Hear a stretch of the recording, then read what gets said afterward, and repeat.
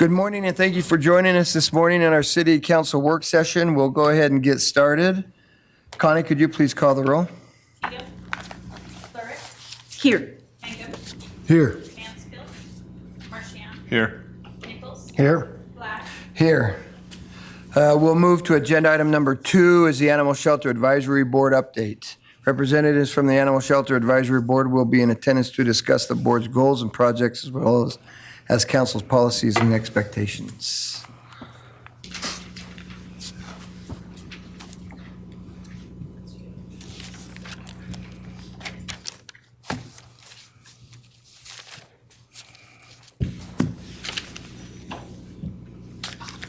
Good morning. I'm Arlen Walker. I'm the chairman of the Animal Shelter Board, our advisory board. And with me is Jim Brown, the management assistant at the shelter. Chris Abbott, the shelter director, is on his way to Boise with a dog for surgery being provided by the Idaho Humane Society. Oh, good. So, never having done this before, I'm not quite sure what you want to know, but I have a bit of an agenda. First, community outreach. That is a cooperative thing between the Friends of the Animal Shelter and the Friends of the Animal Shelter. The next big thing coming up is the Run with the Big Dogs, which is an annual fundraiser.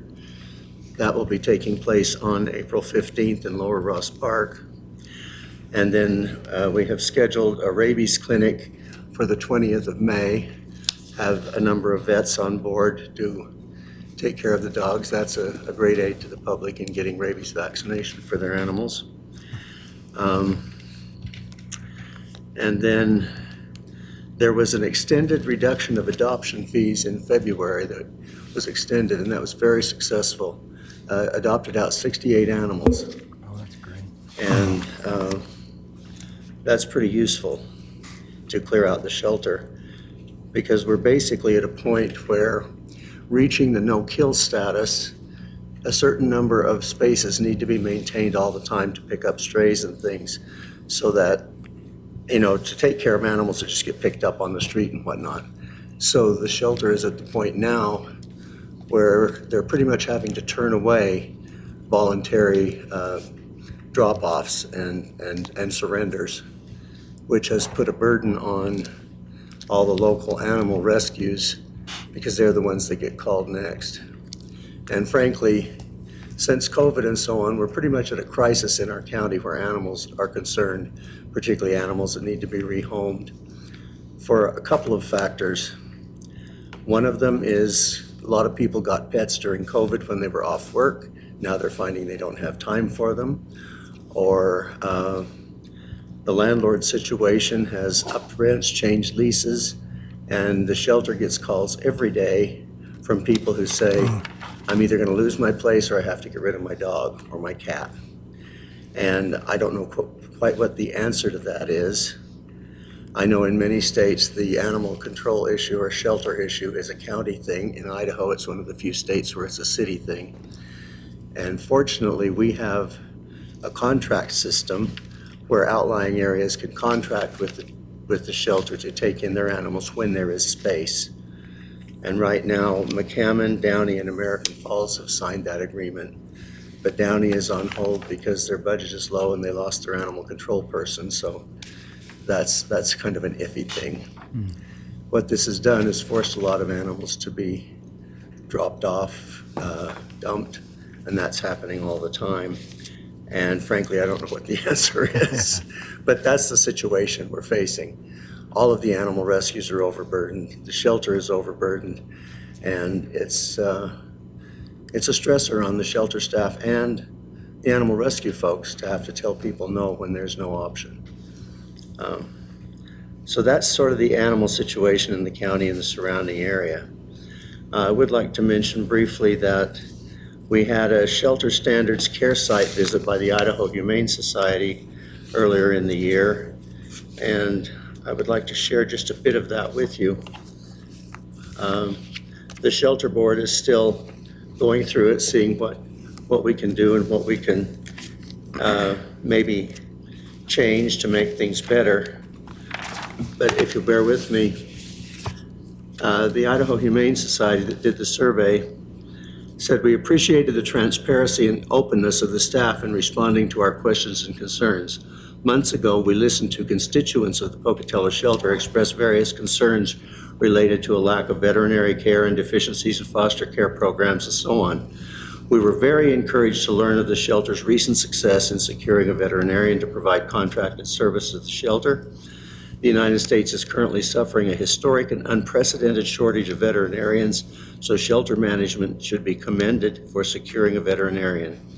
Shelter leadership has also been proactive in hiring a new manager to grow and oversee the foster, volunteer, and outreach programs recently. We feel this is a positive step towards correcting deficiencies in this area, and we expect this will improve relations with those local stakeholders that have previously been dissatisfied." And I know some of those people who have previously been dissatisfied, so I hope it works. If you'll bear with me there a little bit. Some of the things the shelter board is still dealing with. Every month we get statistics from the community cat program, the trap, neuter, release program, and that has gone quite a ways in dealing with the feral cat situation, which is bad in the nation, but particularly bad in Pocatello. There are feral cats pretty much around all the apartment complexes and many of the trailer parks and things, and this is helping to some degree. It is ongoing now as a drop-off basis where people who are willing to feed and shelter the cats can trap them, bring them in, they get spayed, neutered, and vaccinated, and then returned to the neighborhood where they will hang around. And statistically nationwide, through the Humane Society of the United States and Best Friends and others, once you stop the population growth, the feral cat program or numbers actually diminish by attrition. They get old, they die, because most people will feed an animal rather than let it starve. And if we can stop the breeding, this is going a long way towards that. And the shelter board would encourage, if possible, some way, the continuance of that program over time. Monthly shelter data, and that is wonderful. Years ago, we had a very, very high kill rate. And in February of this year, let's see, what was the total?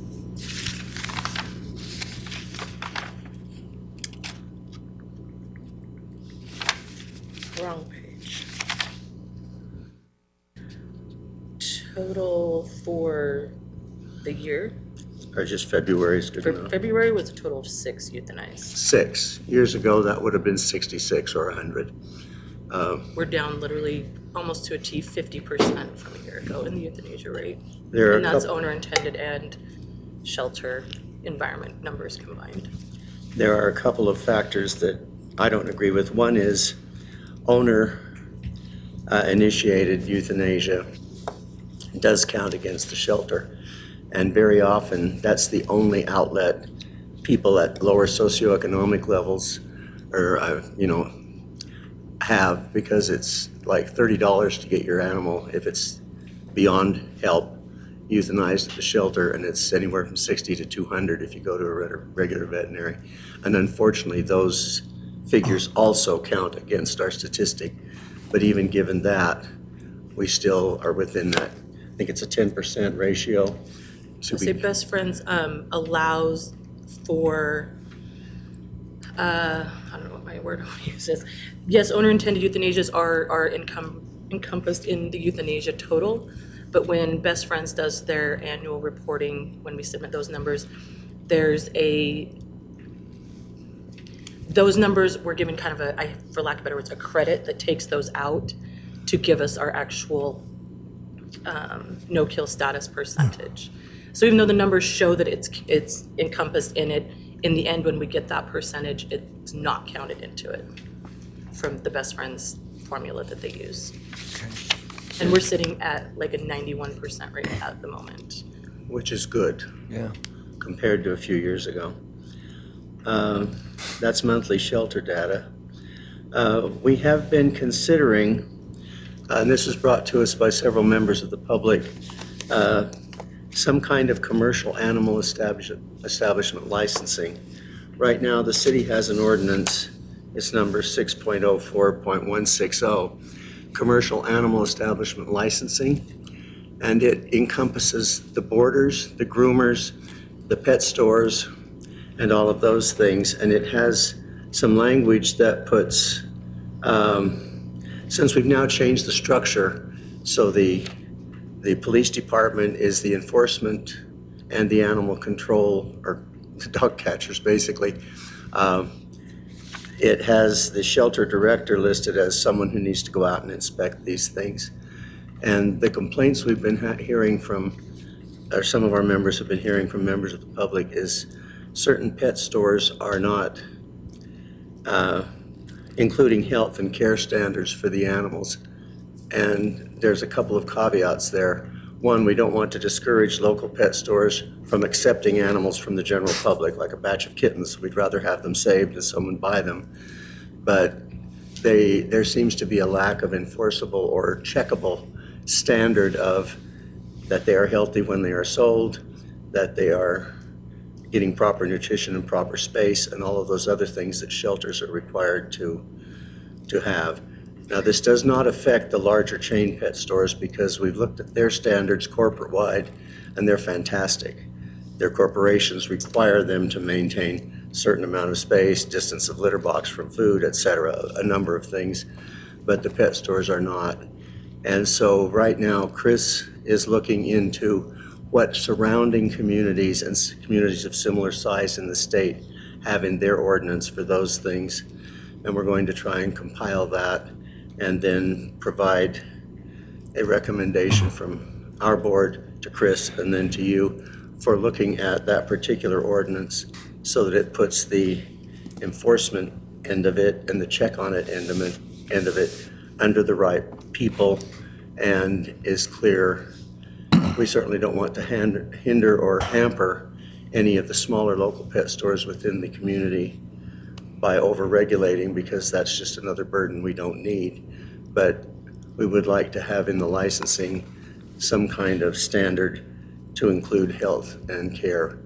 There's no way that they can require a vet to check the animals and guarantee they're healthy at the time.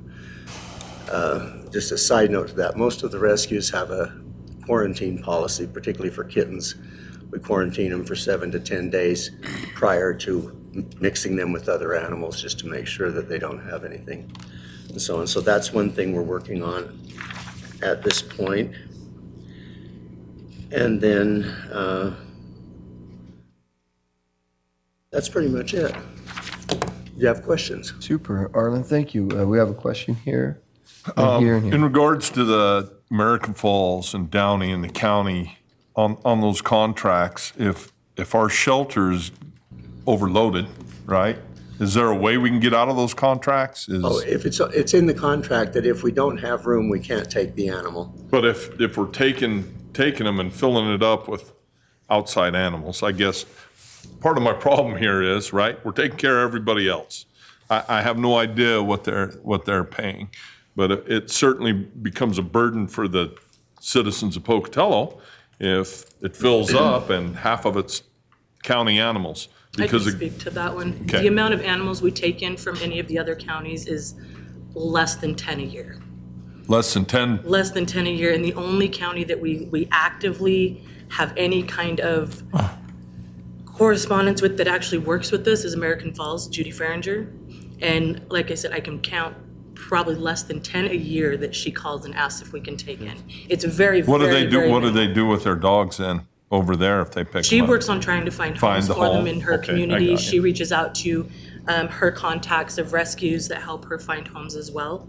So in Downey, like I said, we haven't ever, in my almost 3 years here and since the contracts have been updated, we've never taken an animal from Downey, and I think maybe one from McCammon.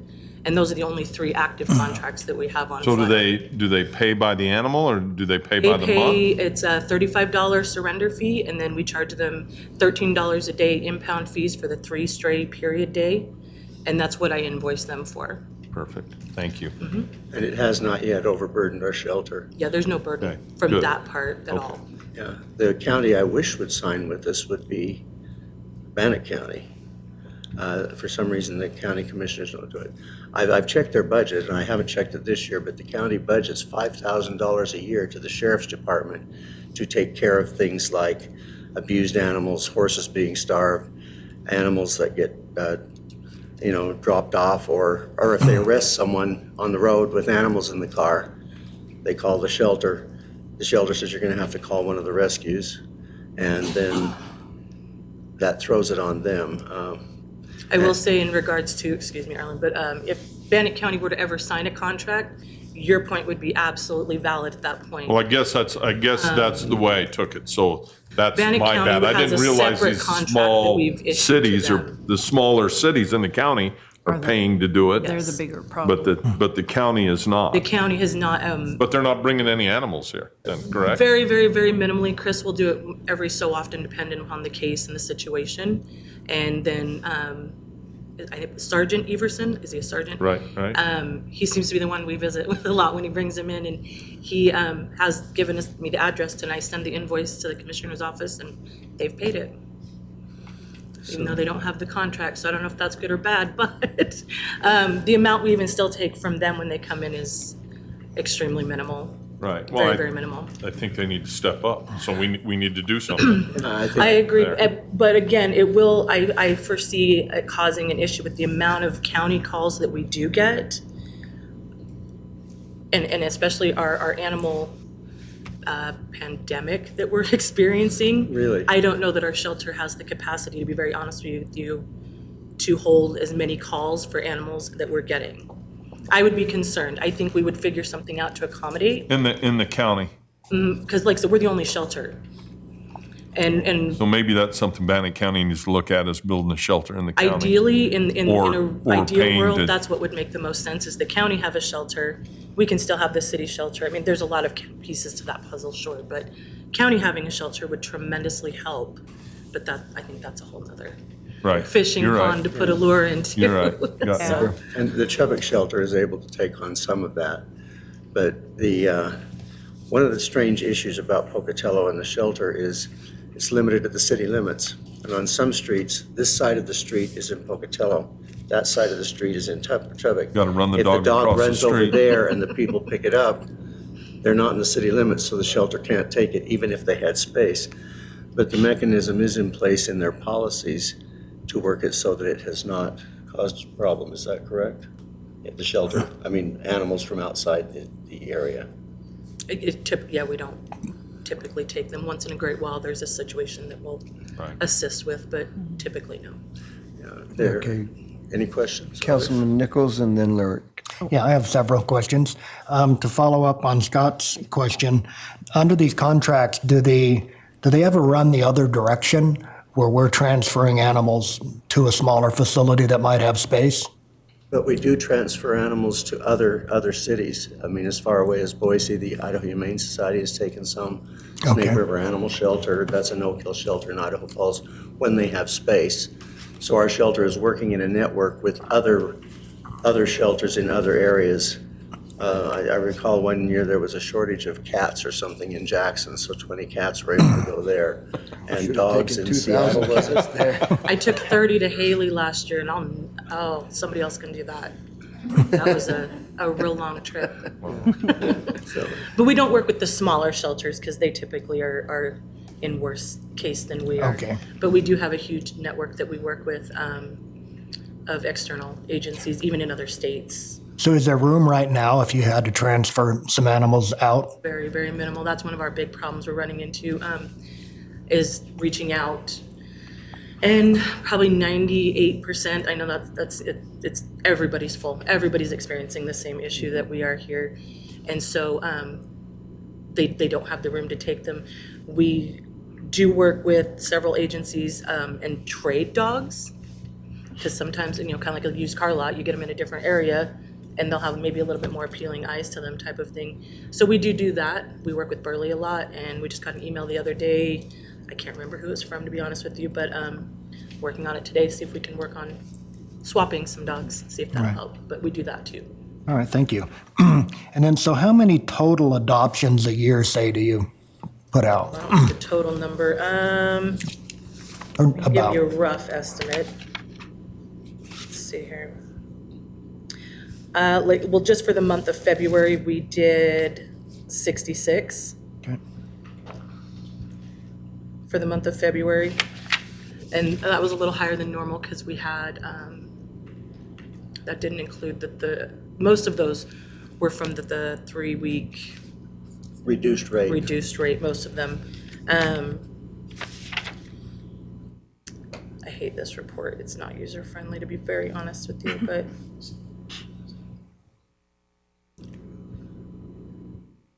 It says 66. That's not entirely accurate, though, because we did 68 alone in that 3-week period. So I could get a more fine-tuned number of the total year for you. I mean, is that close? Huh? Is the 66 close? Not for a month. That was more increased than normal. Okay. It's probably half that in a month right now. Like, we're just not getting a lot out Okay. versus what's appearing to come in. Right. All right. And of the voluntary surrenders that you're having to turn away, like how many are you turning away in a month? I'm trying to get an idea of the magnitude of the problem. 3 a day, 4? That's probably pretty accurate on average. If we kind of put an average, it's a lot. We get a lot of calls for either people out of the county or out of the city, or people that have to move and they can't take the dog or cat.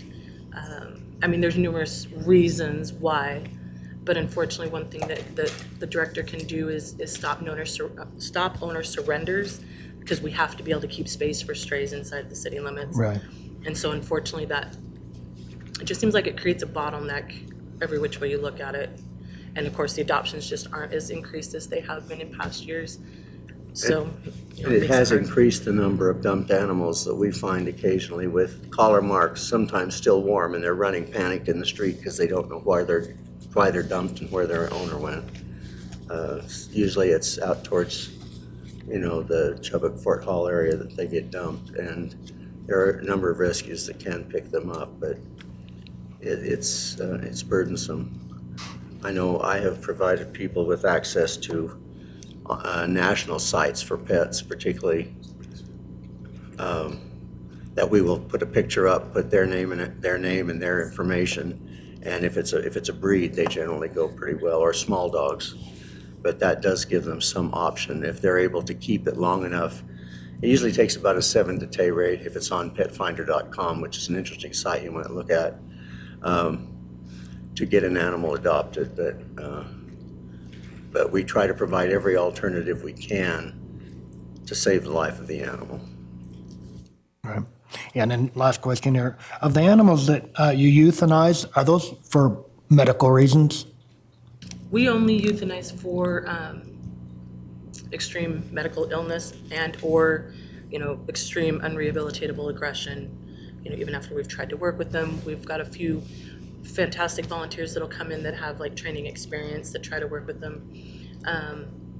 And so other than that, they just kind of live their life with us, Right. everybody in between. So, and it's pretty minimal, it seems like, what we do anymore for euthanasia when it comes to that. We have more, it seems like, more owner-intended euthanasia than we do shelter euthanasia in that regard. I mean, we have the litter of kittens that get sick and the disease spreads like wildfire, so you end up losing 10 to 12. But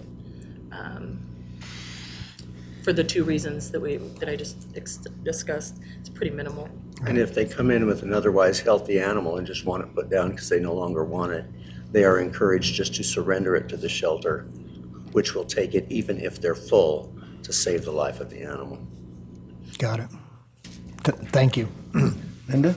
I wanted to switch topics, but before I do, I just wanted to kind of follow up on Scott's line of questioning was just about the difference between agreements with counties versus cities. I'm curious, for let's just say Bannock County, if we have an agreement with most of the cities in Bannock County, but we don't have an agreement with the county, if we were to have one, would that supersede the city agreements or sort of negate the need for them? Or, I mean, how would that work if we had both? They would have the same option to bring it in.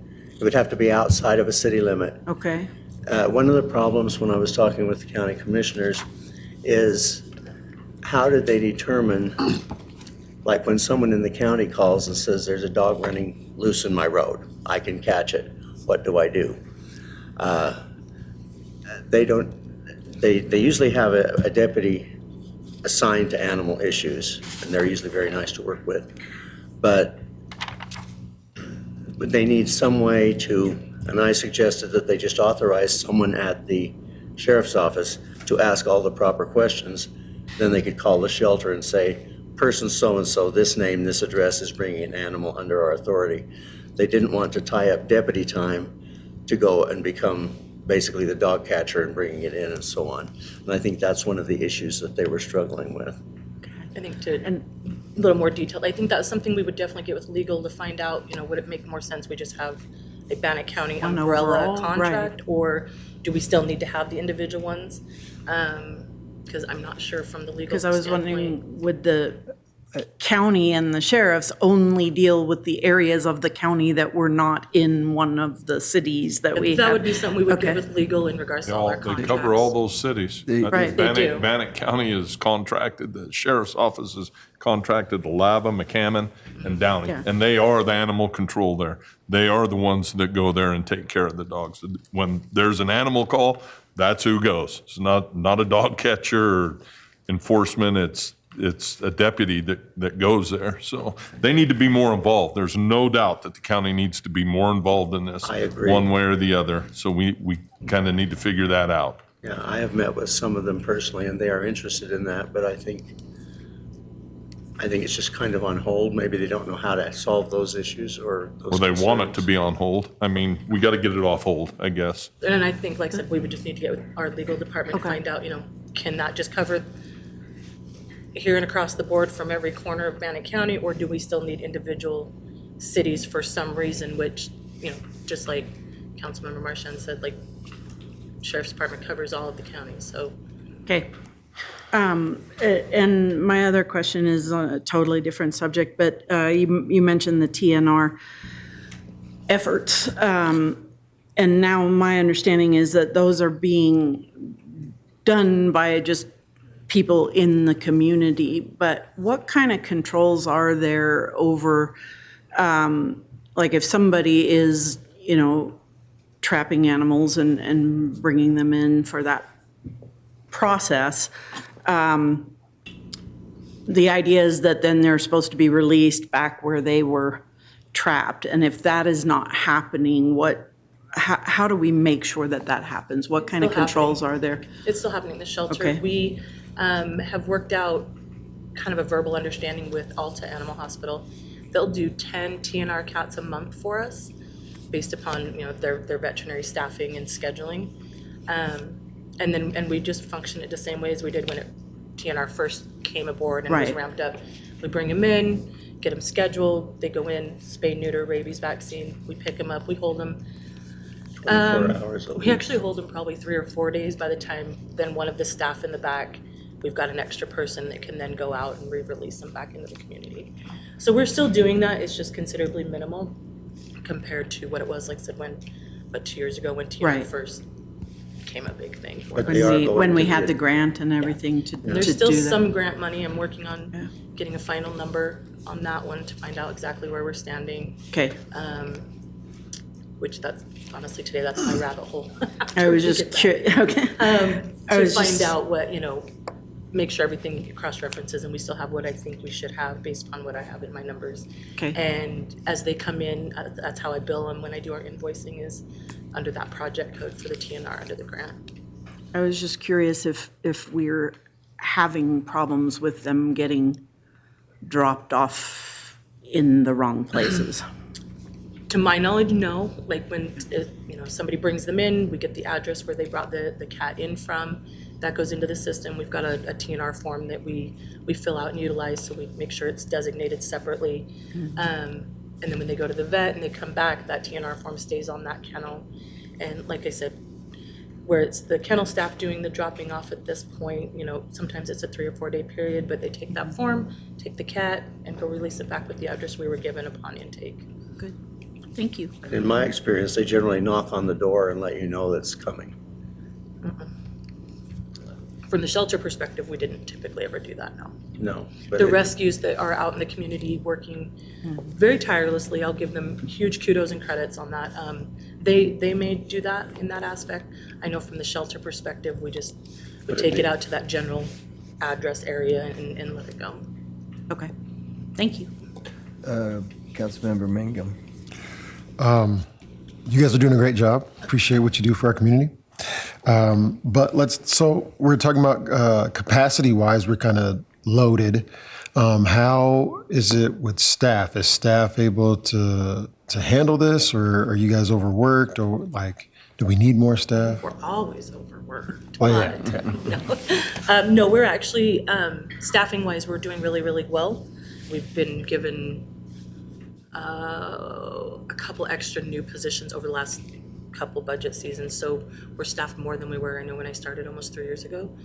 And so, and that consists, we have 13 total employees there. 2 of those are part-time. And like I said, that consists of, the director, myself, our administrative assistant as well.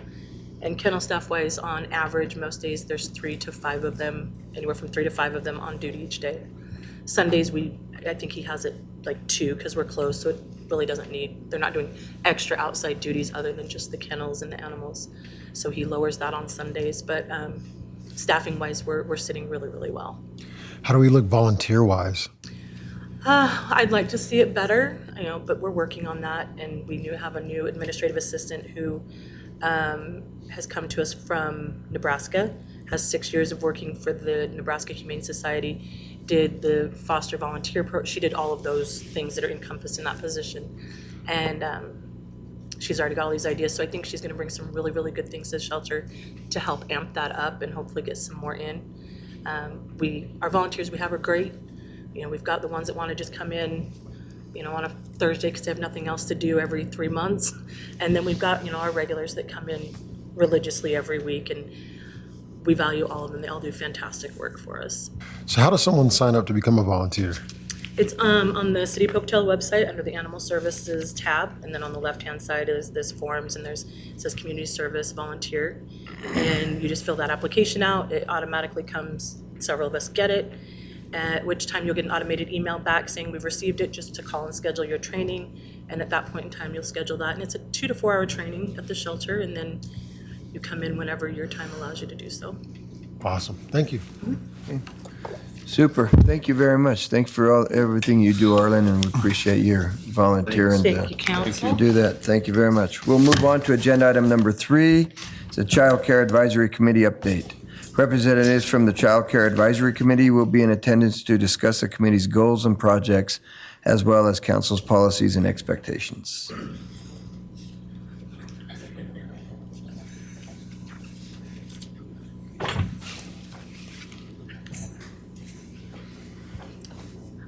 Good morning, Mayor Blood and council members. My name is Mallory Bascom. I'm the new Licensing Enforcement Officer for the Pocatello Police Department and the staff liaison for the Child Care Advisory Committee.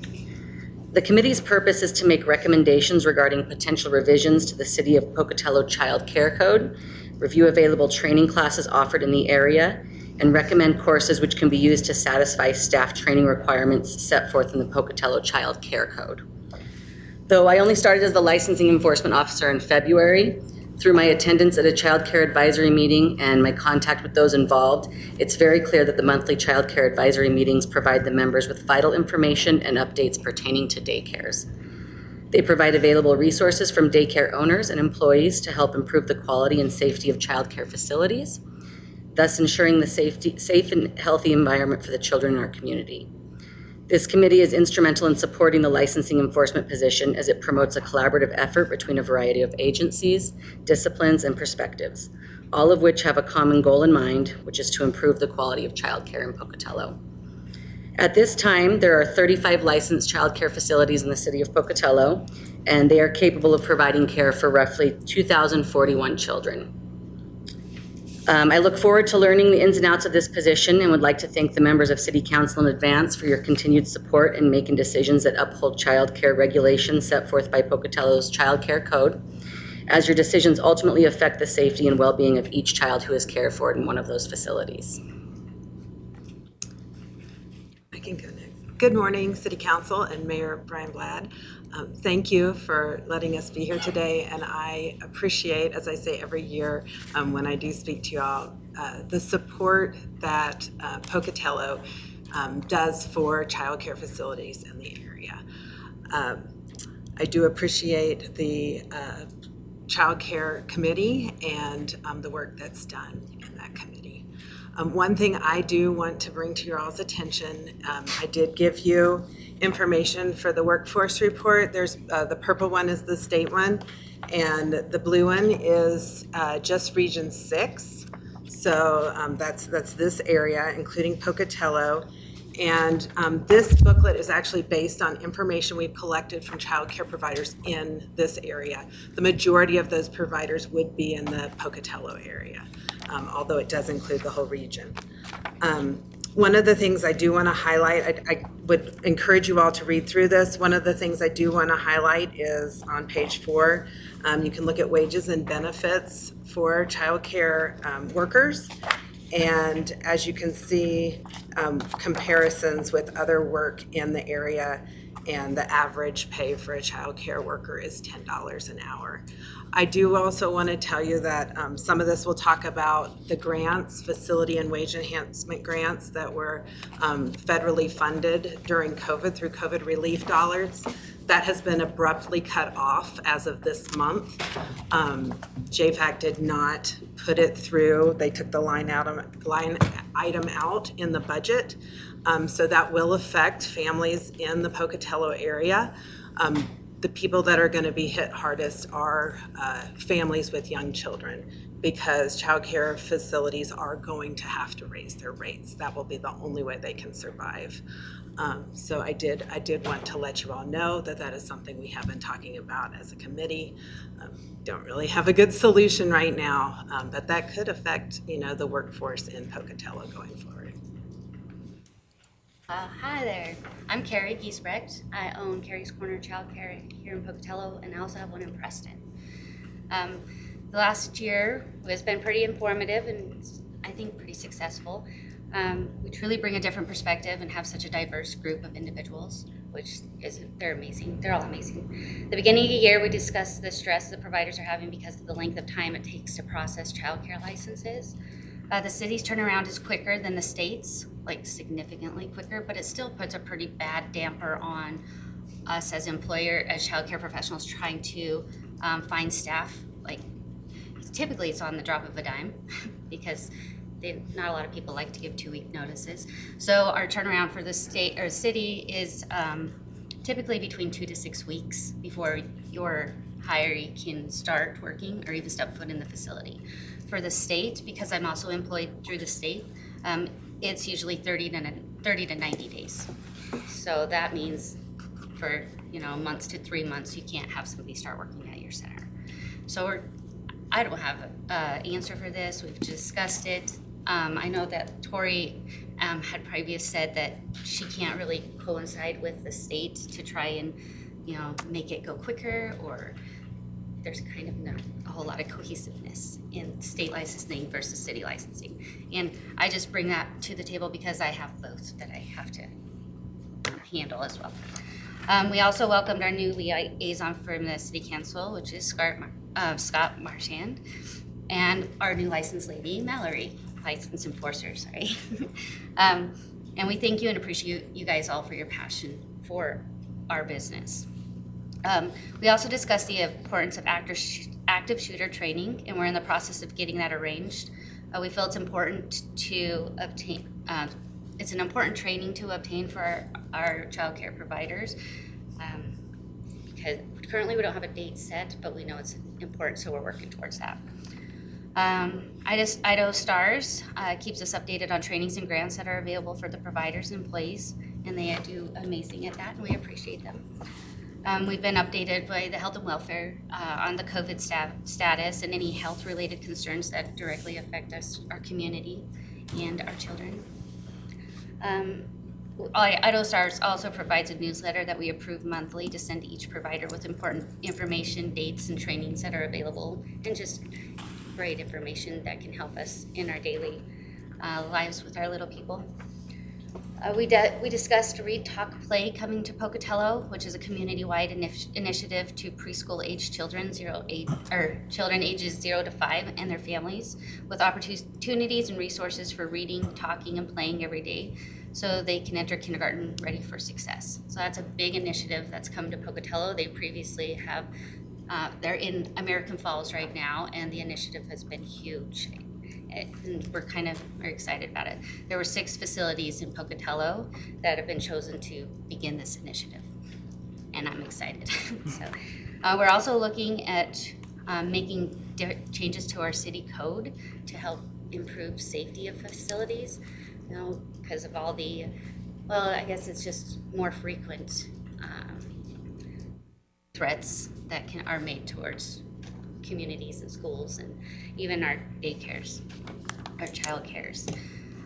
And we also discussed the crisis of losing the grants that the state took away a week and a half ago, and how that will significantly affect the community and all the child care businesses in Idaho. Pocatello will drastically be affected, and to be quite honest, I'm extremely worried. Sorry. So, not as the Child Care Advisory Board, but as myself, I actually talked to 200 individuals, child care owners throughout Southeast Idaho, East Idaho, and Central Idaho, and at least half of them are potentially closing their doors next month or the month after because of the loss of this grant and because it was so abrupt. How many do you think are closing? Out of the Or 200, would? probably at least 100 of them. Oh my goodness. In Pocatello alone, at least half of us that are stressed out about this. So it was a pretty big deal. We will have to raise our rates at least 30 to 35%, which is a significant hit and impact on our families who can't afford what we charge now. So it's a crisis. We'll see what happens. I'm a little nervous. We have a question Council? from Councilmember Nichols. Yeah. Real quick. So Yeah. Go ahead. No, go ahead. I'm running the meeting. Oh, sorry. Okay. Sorry. Thank you. So Councilmember Nichols, anyone else? Okay. So what can this council and the city in general do to enhance childcare and make your lives easier? Reaching out to the JFAC committee is a big one, encouraging anybody that you know to reach out to them and just let them know how important childcare truly is. Because we're kind of like the foundation, right? You lose childcare, people don't have somebody to watch their children. And if they can't find somebody to watch their children, they can't go to work. Can't go to work, then businesses lose their employees, which it's a trickle effect. We're essential. We were called to work when COVID hit. We were there, but we are not being seen as that. So the JFAC for now, I don't know if there's any grants or, I don't know, just help in general. Childcare where people are paid the lowest in Pocatello. And that's not because they're not worth it. Like, my girls are worth $1 million, but we can't charge our families to pay our employees what they're worth. Sorry. No, it's a really bad cost modeling system. Like, if McDonald's raises its rate on a hamburger, people are going to go pay for it. Right. But with childcare, it's you have to be able to pay your workers, and to pay your workers, you have to charge your families, and your families don't have a lot of money to be able to take that hit, that increase. So, and sorry, I didn't introduce myself. My name is Laura Thomas, and I am the Assistant Director with Idaho Stars. Idaho Stars supports child care with resources across the state. Thank you. Any other questions? Corey? ICCP, how does that affect you guys? Is it, because I know it's recurring funds. However, though, from the population of the, 2,041 approximately, right? So with that number, how many of those are ICCP cases? Typically, I guess you could go about half. Half the kiddos are on ICCP. The calculation or the formula for ICCP is another kind of issue, in my opinion, just because they calculate it, and I like have some of my families that are $5 over the limit. So instead of having a copay of $20 to $40, they have to pay $500 to $600. But they can only afford it because of $20. You know, like they make $20 extra. It's not the $400, $500, $600 extra. And Tiered. if you raise your rates to make up for some of that money, then it does still hit that family because they have to pay the copay and they have to pay the raise in the rates. So this increase that we're gonna have to do, and it's inevitable, but, so I have a parent who, so my babies are 625, let's say a month. And I have to increase it to about 30 to 35%. It will be about $950 a month for that baby. Well, the parent that's paying $40 copay currently is now gonna have to increase it by $340 instead of the $40 copay. And they're on ICCP for a reason, to get assistance, but we are taking that away now because we have to. And that's a horrible thing. Is there, do you have another question? Yeah. Partnership with schools, like elementary schools and whatnot. Is there any kind of partnerships that you guys know of or access or ability there? I know like there's the after school programs and such, but that's not the same as what you're doing. And so, I mean, that's kind of a heavy question. It's very vague, but do you know of anything in that regard? There are some, we did have a workforce grant that encouraged businesses to partner with childcare facilities because businesses are beginning to realize that, parents miss a lot of work because, they can't find childcare. So I would encourage businesses, to partner and hold slots, buy out slots in childcare, partner with childcare to be able to provide their employees slots in childcare, maybe open their own childcares if the businesses are quite substantial. But that is one route that some people have done to help. Of course, that doesn't help everyone, but it is a piece.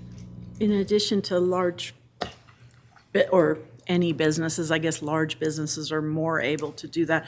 But also I was thinking about like institutions, universities, hospitals, things like that, where they have the power and the resources to provide their own in-house care. Are you seeing more of that? Are those institutions and businesses stepping up? We're seeing some of that. I don't think people realize what's happening currently and how it's going to affect What a crisis. Yes. It's at. Yes, I mean, childcare was in crisis before the pandemic, Right. and now it's really in crisis. I mean, a lot of states, we're one of the very few states that don't accept federal funds for childcare. A lot of other states support childcare with federal funds. Idaho was the only state that denied our grant to continue until June. Yes. We have been contracted. And there's also funds available till September, but Idaho's just denied it. And so There's an outcry that went out across the state immediately after that JFAC decision. And I'm just wondering, I know a lot of people are protesting, are contacting their legislators, doing everything they can do. Do you have any sense of or confidence in that might get I know changed or reversed? I have heard that hundreds of calls are going to representatives a day. It is my understanding that at this point, I don't think people that I have talked to in the system have any confidence that it will be changed. That it will be undone? I started in Valley. And so Yeah. I got all of Idaho in on this, so I have to have faith, not only just for me, but for everybody else. I had people bawling, crying. It's a big deal. It's not just here. Boise, I had some ladies that said they sent out letters saying, hey, we're closing April 14th. Yeah, this is catastrophic. I encourage everybody to contact their legislators. Councilmember Marchand? No real question, just a comment. I just want to thank you guys for what you do. I don't think people understand the network that you have, right? And the training that's put together by iStars and that everybody participates in and how they look at it, the children in our city that go to these daycares are very well taken care of. And, you Yeah. know, I worry with this happening that I don't even know what to call them, pirate daycares, right? That are just going to start to emerge, that people are going to start taking kids into houses that we don't know about. And that truly begins problems that we don't want to deal with. So really what I want to do is just thank you for everything you do, Tori. You did a tremendous job, and I know that it's in capable hands now going on, but I appreciate everything you do, and I appreciate what you guys do. I had no idea. Really, I spent 7 years as a police chief, had no idea what was going on in there because all the meetings and sitting in it for 4 or 5 months. You guys do a great job, and I just want to thank you for what you do and for taking the lead for daycares, right? And jumping up on this JFAC thing. It's going to be a mess. Hopefully they're going to realize what a mess it is, because it's not only going to hurt daycares, it's going to hurt businesses. You're absolutely correct there. Thank you, council. Do we have any other questions? Nope. And I want to thank you too for all that you do, and I hope that we can pressure them to resolve that situation, because I do believe it is catastrophic. So, and huge impact locally. I mean, statewide, but we'll feel it here. We were all, like you said, already in crisis before. So thank you very much. So we'll move on to agenda item number 4, accounting software upgrade consideration from our finance department.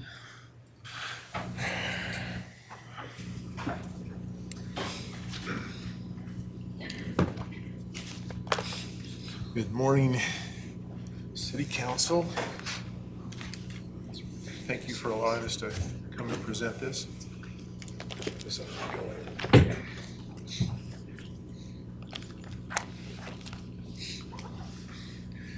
If I can, I've got Jessica from the finance team, who is a specialist in the payroll side. I've got Bonnie, who is our senior accountant. I just wanted some backup to answer questions as we go, in case we have it. Of course, Bonnie to read if my eyes start hurting too bad. So, in starting out, why we're here is to talk about an upgrade to our ERP system. Just to give you an idea, I was talking to the municipal bankers from Wells Fargo, and one of like sisters, not a sister city, but like city, is going through an ERP system, $10 million for a complete integration. That's Oracle.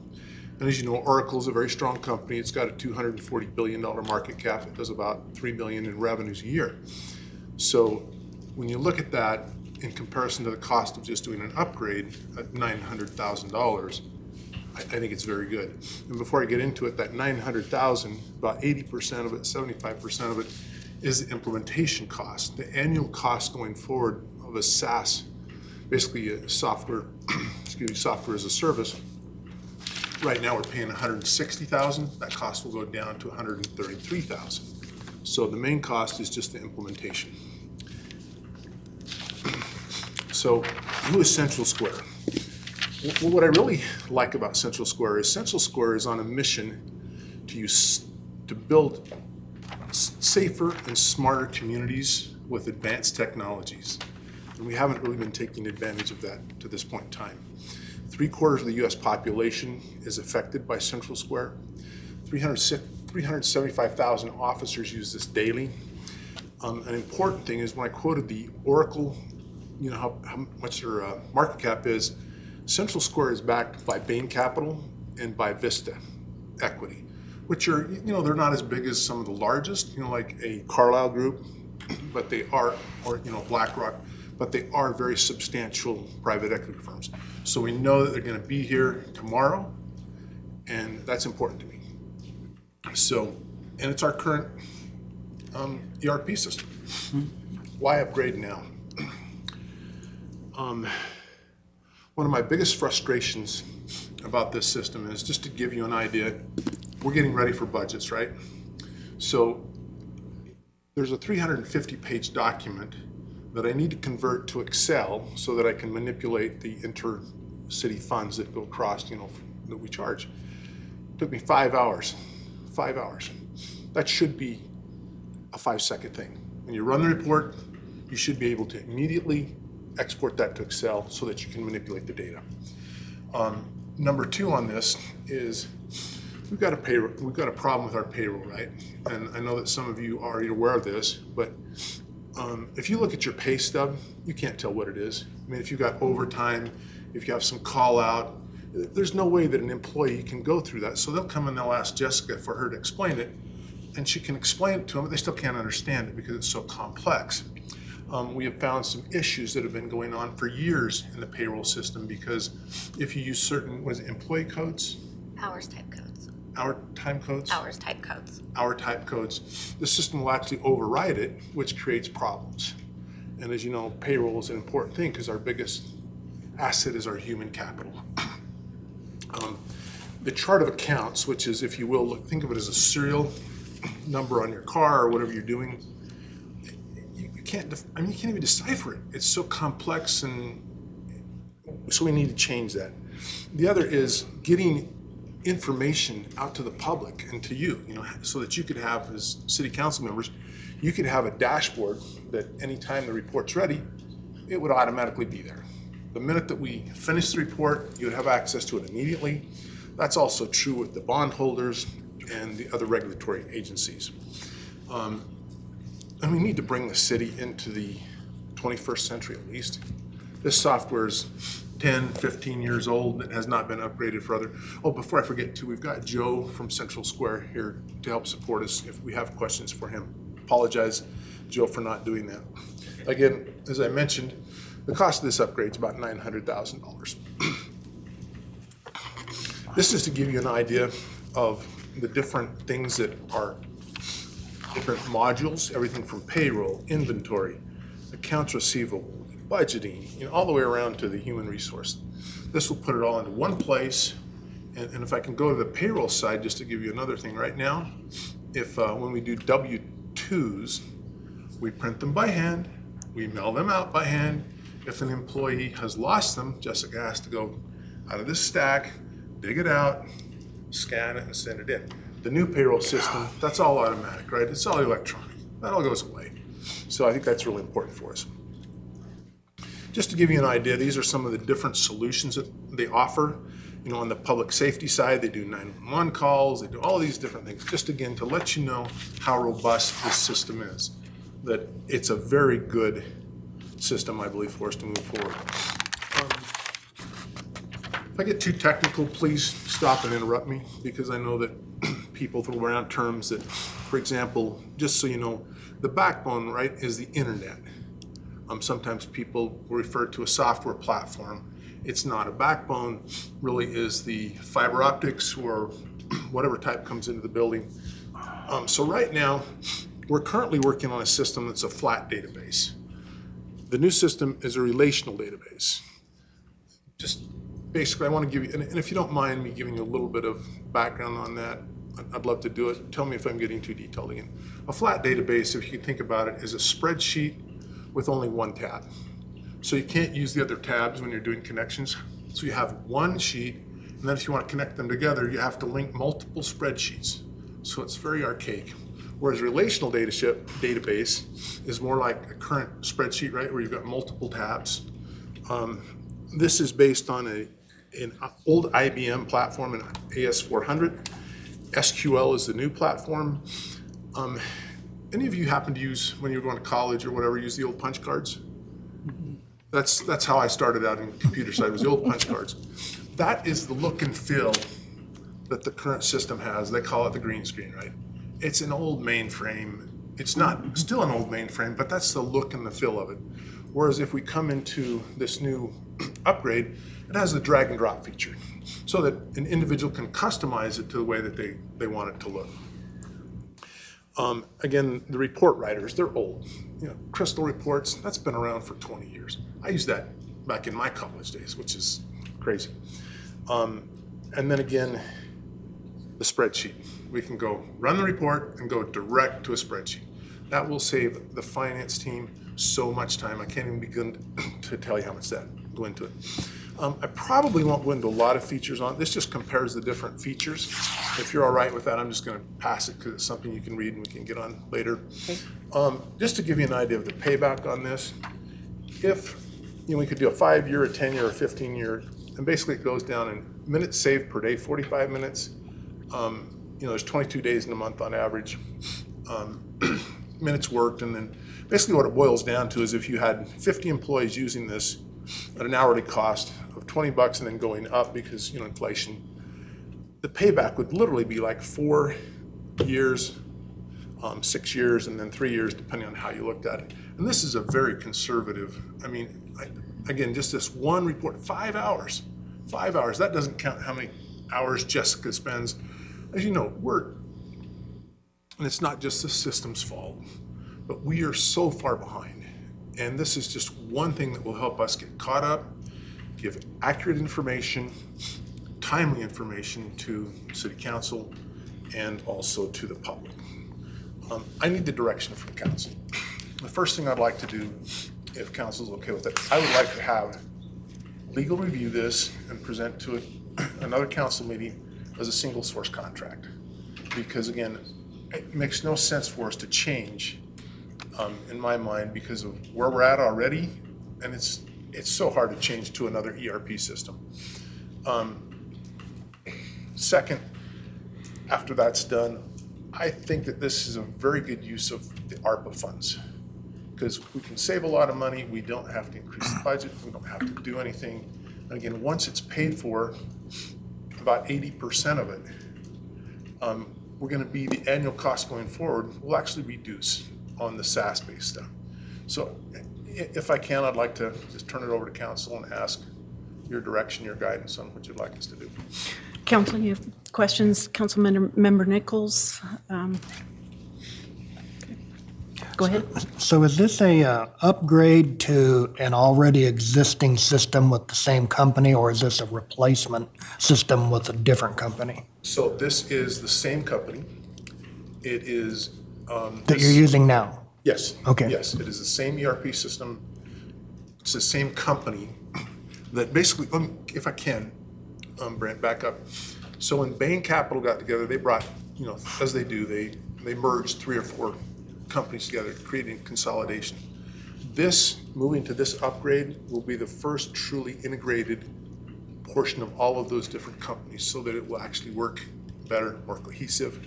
And so to answer your question, it is the same company, just a different version of the software. Yeah. That version of software's been around for 2 years or more.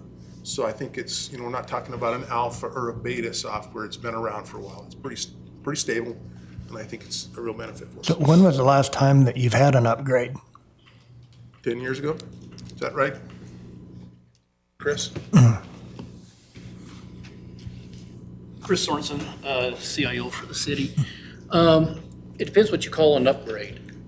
We've been basically on this same platform for almost 30 years. It's gone through various upgrades over time. When we took it we upgraded the user interface about 5 years ago from the pure green screen interface to an HTML or an HTML5 database, which kind of gives it that Windows look and feel, but it's not truly a Windows-based product. This will take you into a completely new platform. Okay. But the database behind it got established 30 years ago, and we're still operating on the same database. All right, thank you. Do you have questions? Scott, Councilmember Marchand? I just want to look at the cost again real quick. And are we locked in? Are we locked in on a cost of this at 900,000? If we sign the contract? So again, that cost would be, so you got about 700,000 of it is going to be your implementation. The balance would be 133-ish, which would lock us in for, how long have we been flat, Chris, on this 160? About 10 years? No, when we went to the cloud about 5 years ago, and we locked in for 5 years on that. Actually, it's been about 7 years, because the last 2 years we've had a 5% increase each year, and we're facing a 5% increase this year. So again, we'll be actually lower on that SaaS, as they call it, the SaaS licensing fee. We'll go from 160-ish down to 133. And then we would expect to see that increase over time with inflation. But it should be pretty stable with that. The big thing about it, though, is transparency. I mean, it's going to be much quicker, right? Yes. So there'll be a huge rollout of that, easier access to get to. Number one, it's going to save time, correct? Yes, Within your department. Get us ahead, get us caught up. At least get us hopefully, caught up. And at some time. yeah, well, I think the other important part is too, there's all the reports that we have not been able to get to you. I mean, you know, coming out of the private sector, right? It'd be budget versus actual graphs, whatever you wanted, every month, right?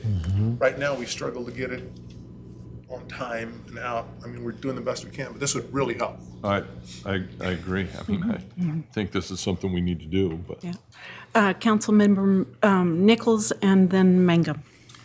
So in regards to your item number 3 up there, say B, C, and D, B says ask for a budget amendment of $300,000 in fiscal year '23 to get started. So how tell me how that would work and what that means. So basically, the addendum to this lays out, you know, all the details, because it's about 600 lines of, you know, a Gantt chart or a PERT chart or a timeline of how it would take. It's a 435-day process, you know, to get the full integration done. Just, and the front end part is just making sure that we have the coding right, the mapping, because if we mess that up, we've got a messed up system, right? So that's why the 300,000, if we didn't go with ARPA, is to get, so we could get started. And I still don't understand. What would that $300,000 buy? It would basically buy us the contract, right? We could work on the contract, and it would get people hired to start doing the mapping and the integration of the software. So just to clarify, Please. those are, You want me to answer? those are, let me just ask one quick question first. On this chart, those are options. So you would do, like if we approved A, you wouldn't be doing Exactly. B. And they would be my So preference. that, I was not following that part. Maybe, I don't know if you were, but, okay. But B and C tie together, where you do part of it in '23 and part of it in '24. Yes. Yeah. But add to that. I'm Joe Sorth, I'm with Essential Square. Thank you for allowing me to be here. To help, just to understand, I think what he's trying to get at is about the timing, right? That's what your big question is. Because they're in the middle of a project right now that we know of, but there's going to be a certain amount of testing that will happen, and this would allow them to take advantage of that time frame so they can move forward this year. I don't know if I did answer your question. What, could you ask your question again? Oh, I was just wondering what the $300,000, what that actually would buy. Yeah, that's it. What that does, from our standpoint, that would lock it in, and then we could then allot resources that he was talking about, those experts on our end, to start helping you plan out the project. Project managers assigned, all the resources start to get assigned, and then we start working towards that with your goal in the same time frame that you guys would work with too. So we are willing to work with you guys on when we were best for you. So if we went with option B, or say option A, is the timeline still the same? Yes. Yes. Okay. Yes. No, I can point out too, that on any big IT project like this, almost every IT company wants 50% of the total cost when you sign the contract. And then they collect the last 50% when we go full operational capability. There's timelines involved with that. Right. Okay. And Central Square has been really flexible with us in the past on that to make sure it works right. But the way the contract's written is 50% upfront and 50% at completion. Yeah, thank you. Councilmember Mangum? So accuracy-wise, because I'm understanding if someone loses a W-2 or something, you got to dig through a huge pile. And so as we're doing this data entry from one spot to the next, what's our accuracy looking like? Do we have to come back into the system, retype some stuff out? Currently, do we have to go back in to read figure numbers where W-2s, is that what just in general from your department, are we having these issues? Am I making sense? in like overall or? Overall. So I mean, it really just depends on what you're looking at. I mean, some portions are, the data entry is, there is a high, I guess, ease of error in this system. It's very, very easy in the system to make an error. There's a lot of double entry stuff that you have to do that you wouldn't in this other upgraded version. And that is part of the issue with this system. And there's a lot of codes, like he was talking about the hours type codes. We have over 150 hours type codes in our system right now. And so making sure that those are all accurately put in correctly. And a lot of them, they said that we've had the system for 30 years. Some of them were set up then, some of them were set up in the last few years. There's really, really a lot of data entry and looking at it. And so if something's not in there correctly, it could mess up a ton of stuff. So yeah, there is a ton of data entry in the system, and just a lot of stuff that you have to look through every single step for payroll. So how many eyes are, sorry, go ahead. Oh, I was just going to interject. Our system now is very paper-driven. Yes. So if an employee wants to change their withholdings, then a W-4, a paper W-4 is given to the payroll department. They have to enter it. Then with the W-2, they're all paper. We have to make those copies. We have to store those. With the new system, the employee can go in and actually make those changes. It gets uploaded into the system, if they make it within the time frame for the correct pay period. And then also with the W-2s, they can go online, print them on their own. Yeah. So how many sets of eyes have to look at it after we go from the current system on to Excel? And then is there somebody who reviews it and then we enter it, then we re-review it? And it just seems very cumbersome if that's the process. Currently, HR will send us the information most of the time. So, and then it comes to payroll, I'll enter it, and then we have another person review it, and then there actually is another review during the payroll processing. So there's a lot of review in this current system, and it's just, there's a lot of double checks because of the ease of error.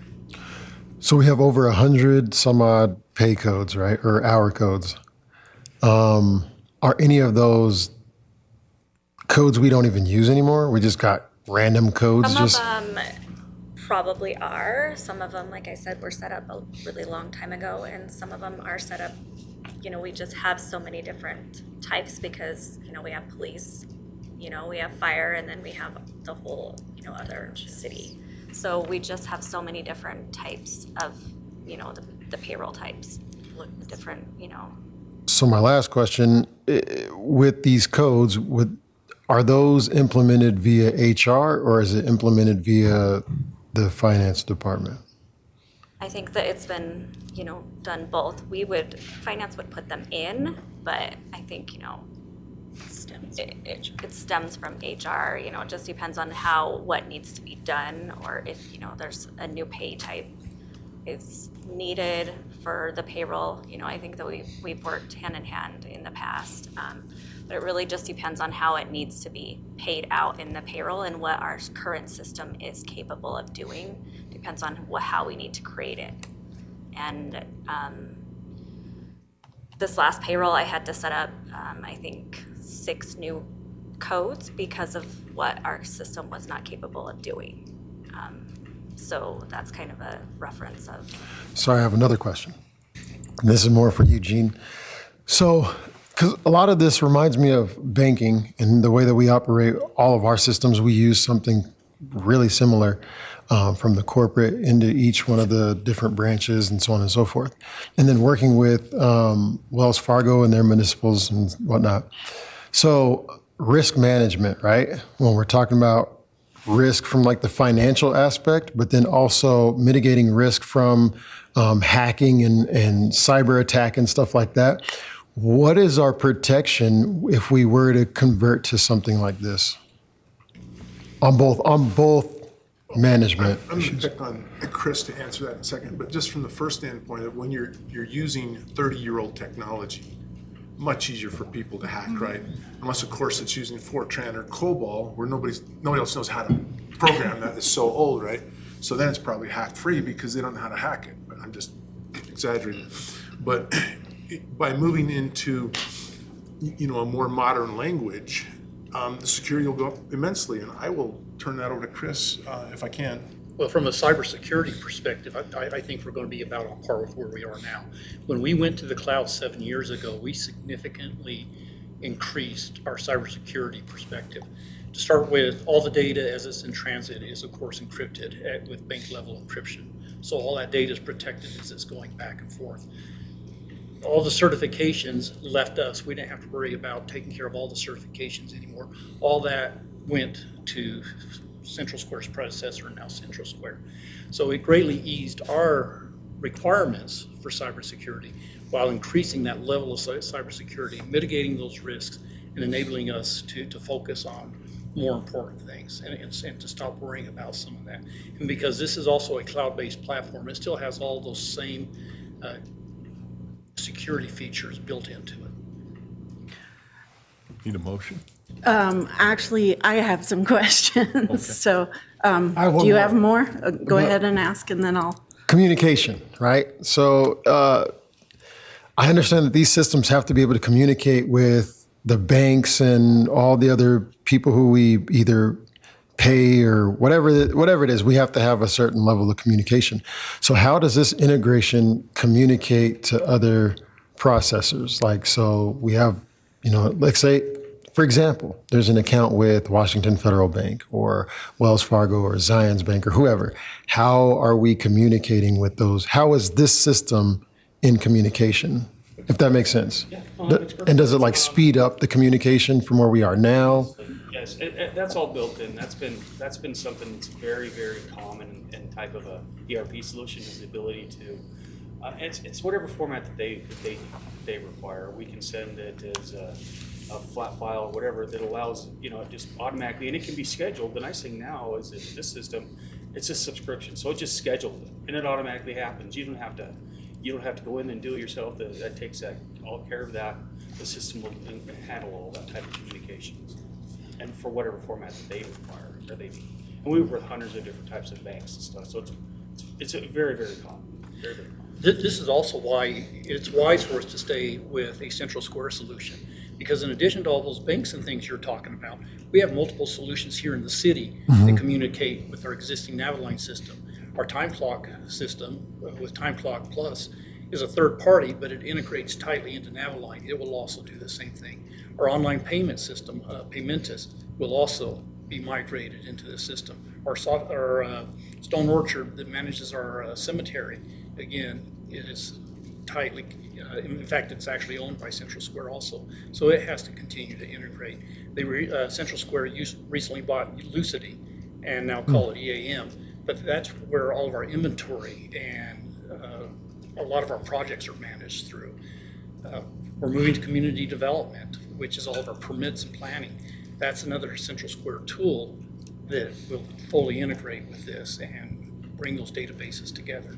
So that's one reason why it's so important that we stay with a sole source, is so all these other things continue to work and we don't have to find solutions to replace them or integrate them. And that was going to be one of my questions, was our internal compatibility and, how well our systems will work together. So it sounds like that will be That's exactly, yeah. really good. So that's a good thing. But the other thing I wanted to talk about, and this is maybe mainly for you to address, Chris, is the to get back to the timing of this.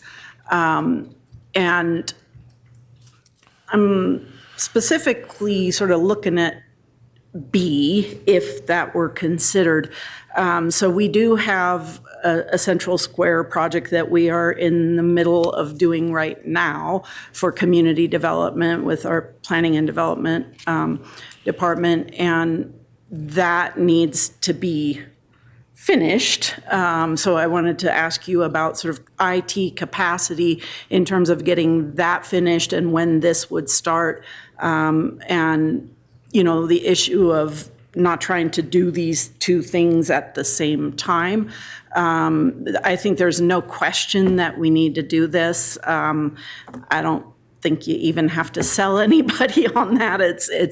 We need to do this for so many reasons that you've stated, but the timing of it is going to be critical. And so I want to make sure that's going to work, that we're not going to run into trouble there. But if we were to consider option B, where it's talking about fiscal year 23 and an amendment to get started, is that pushing into the other work that we're doing with Central Square and going to be a little bit of an issue? Mind if I address it and then I'll turn over to Sure. Chris? Is that when we're talking about mapping, all of the things that begin before you actually start the implementation, for example, the chart of accounts was, your serial number. Right. We have to totally redesign that and then figure out how that maps to the new system. There is a lot of work that we're gonna have to go to all the department heads. This impacts every department in the city. So you can get started We can get on all started, of that. started doing the mapping, as they call it, in whether it's June or July or whatever. We need to get that process started because that is gonna take a long time. And then I'll turn it over to Chris. Okay. Start with 110% behind this project. This is long overdue. It's being Yes. done the right way. Timing has always been my number one concern on this since we started community development. Community development, when we started it, we didn't realize when we contracted with them that it too is about a 430-day process from beginning to end. Now, the big chunk of that is all upfront work. Then they develop a system, then we put it into a long test phase to make sure everything's flowing and we're working right. But when we enter that test phase is when we can really start dedicating the time to this project. But we have that window of getting the contract signed, getting it reviewed by legal, getting it back to you guys to a regular council meeting, finding the funding and getting it approved. So that's probably going to take us at least from now to then probably 6 weeks, 2 months to get us to that point that we can actually sign it. The community development's about 45, 60 days into that project right now. So we're still in the very early phases. In fact, there's a meeting going on right now doing the data mapping for that project as they're looking at all the data. All these departments, the two big departments involved with that one are planning and development as well as the building department. They're having to build what they call their workbooks and stuff, figure out their processes and making sure this new system is built around their processes so it all flows correctly. We're really tied up with that. And my analysts, Bert and Debbie, who are extremely talented and stuff in what they do, they're fully involved in that and it's taking up a lot of their time. Bert is also fully working with finance, helping them. He's really your only common ground from years of finance department with all the changes and things and multiple finance officers over the last 5-6 years. Bert's the only one that fully understands that. Guess what? Bert's getting married next week, is going to disappear from us for a couple of weeks, and retirement's starting to get really on his mind. When I got here over 8 years ago, Bert told me, I'm retiring in 2 years. I've kept him for an extra, the city has kept him. I'm not sure when we'll eventually lose Bert. So the skill set in IT right now is being totally tapped on this one project. You bring on a second one, and if Bert decides to retire one of these days, you can see what that would do if these projects came in too close together. That's why we need this little bit of a gap between them. But I think by getting this started, looking at the funding now, getting it before you guys, I think we're just about there. And Central Square is going to work well with us. In fact, Central Square told us when we brought this up initially that we were looking at doing this, it was right as we were getting community development started. And Central Square says, we're not going to let you do 2 projects at one time, at least perfectly parallel. With working with Joe and stuff and Gene if we working can with make people, these mesh. we think we've got them now offset just enough that we can make this work. And that is what I wanted to hear, and just that we can get the timing, we can start doing the work that we need to do to get ready to start this one and get it set up. But my feeling is if we don't act on this, then, and wait to get started, then we're behind the curve already. Gene, you had a... I'm gonna jump way ahead of where I should, but with Bert being ready to retire, like he's mentioned, that is a big risk factor to us, right? So and the mayor can tell me to stop if I'm going to, but earlier in the budget 24 cycle, I'd like to make sure that we have a duplicate person that can start running this project and also train so that we don't have to worry about when Bert retires. So we have the capacity. We have to do that. And that's really important because if we lose Bert, we're in trouble. And it's a different language too. I mean, this is going to be, I don't know what the language is, but it's SQL, so it's going to be a different skill set than what Bert has. But outside of Bert, inside IT, we have no one that knows finance. So we need to bring somebody in that understands it, get them trained and get the process, and then let them run this project. Yeah.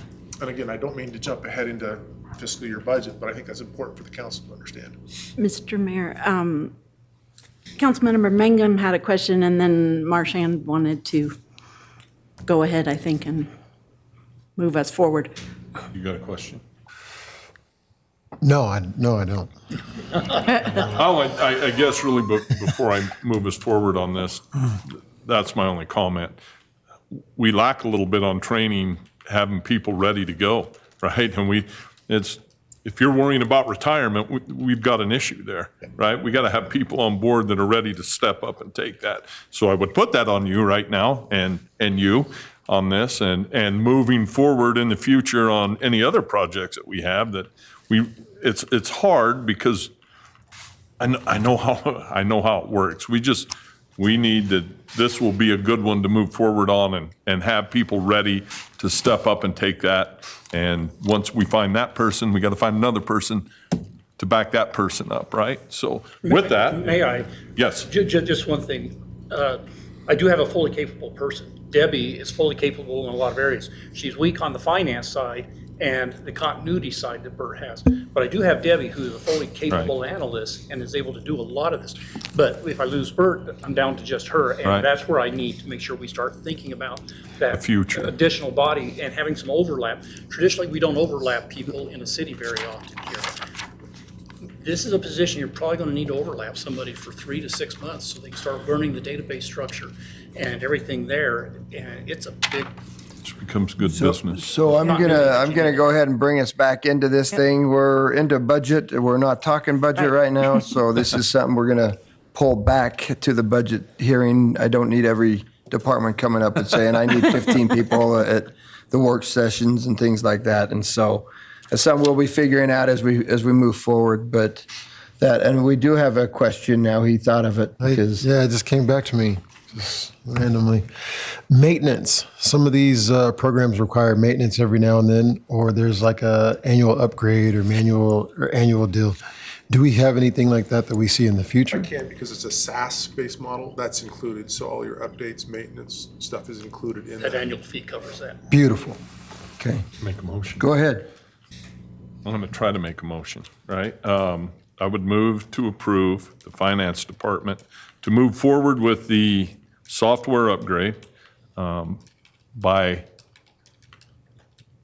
pushing that information to legal and getting their review so that it comes back to us. I don't think in the motion I need to put how we're going to finance it because we're going to talk about those things. I think that's all I need. We'll have to figure out where money comes from and stuff, but we'll, To push it forward to legal for their review to move forward with this Second. project.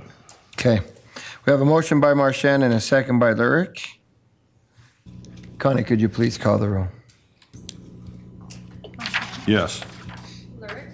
Yes. Yes. Yes. Okay, thank you. Thank you. Thank you, and I apologize Yeah. for getting into budget topics. Yeah, we'll talk about that later. But with that, before we move to agenda item 5, we are going to go ahead and take a short break. Our short breaks as a council, we say 5 minutes, usually means 10 to 15, but we're going to try to make this one shorter, so thank you. We'll be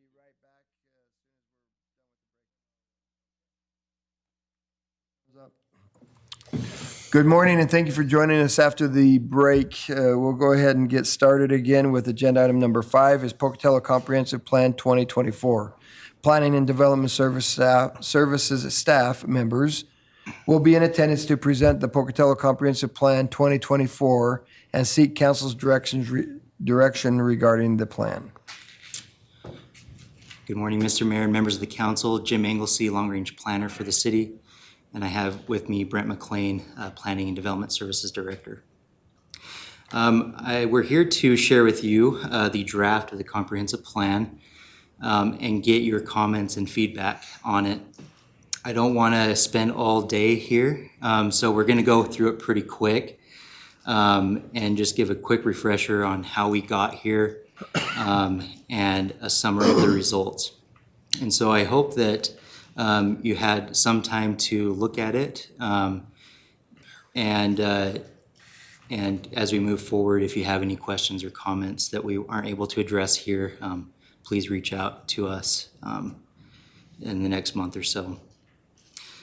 I might be doing a lot of scrolling, so if you see something you want to talk about, just stop me and we'll look at it. But I just wanted to give you an idea of what it looks like, how it reads. I believe we've talked about the whole process. I think you were all here when we went over this. That the comprehensive plan is an umbrella plan for the city, not just the planning department, but for the council to use it to make decisions, for departments to use it to make decisions, as well as the community to know what the direction of the city is going to be and the community in general. As a result of this plan, it would result ideally in other plans that look at more specific areas such as the downtown or neighborhoods or a parks plan. And so this is going to be a high level. And then as we see other needs that may need to be addressed more specific, you would probably see more plans in the future being born out of that. So how we got here, it started in 2021 with a collaborative planning approach with the community, as we've already talked about. And through those responses that we got from the community, we created what we call a vision with its vision elements, with goals and strategies underneath those. And since 21, we've gone through and looking at all that data, going through it again and again. And as part of this plan, at the very end, we have got a public engagement report that breaks down responses and information that we got from the community. And so take some time to look at that at the very end of the plan. So the framework of the plan, again, built on community values, the things that people have shared with us, born into a vision, and these 7 vision elements and their goals and strategies. And we talked about this in the past, but taking what we learned from the community and combining it with professional planning recommendations for the community, as is listed here. Again, going through SMART code, I'm not going to get into this. We've already had a crash course in SMART code. But if you have questions, please let us know. This is where we want to be as far as zoning regulations, how we look at land use in the city, going from more of what we call a Euclidean-based single-use zoning to more of a form-based type patterns of development in the city. One thing I wanted to touch here with the future land use map, this is the transition from our current zoning ordinance to what we want to get at with the SMART code. And part of collaborating with the community, we've sent out letters to individual property owners that would be affected by these changes in this map. And we've gotten feedback from them and continue to get feedback on this map, and we'll make any necessary adjustments as we get feedback from the community on how we designate their land and what that means for what type of uses are on that property specifically. maybe just pause right here for just a second. I do want to note, so we did send out, it was almost 2,000 letters to property owners that their designation changed or was affected. And as Jim mentioned, we have heard from some of those property owners that had questions or concerns about those changes, and then we've been working with those property owners to explain to them what we're talking about, and if they don't like what we're proposing, we've talked about that. Some of those things we've changed back to different designations that they felt was more appropriate for their properties, and we're trying to be really collaborative with the property owners and work with them. And so I just want you to be aware that we're trying to be very proactive with the community in this process to make sure that it's has a community vision, but we're also aware of individual property owners' needs and trying to respect those as well through this process. And so one of the big things that we have to do with the adoption of the new comprehensive plan is we have to adopt this new future land use map and the comprehensive plan map. And so when this comes to council for adoption, there'll be two action items. There'll be an action item to adopt the comprehensive plan, but also an action item to adopt the comprehensive, the land use map. And so that's going to change all these designations from our current land use map to the new one. And we'll have to have a public hearing for that process as well. So I just want you to be aware of that. And so we're trying to head a lot of those discussions off ahead of time so that when we go through that public hearing process, hopefully we don't have too many comments at that point. So. Sounds good. We have a question by Councilman Mangum. Are people pretty responsive to these letters that you've sent out, or, I mean, you said a little over 2,000, so it was like 1,000 responses, 200 responses? Jim's been very busy. He's been on the phone all day, every day for the last week, so.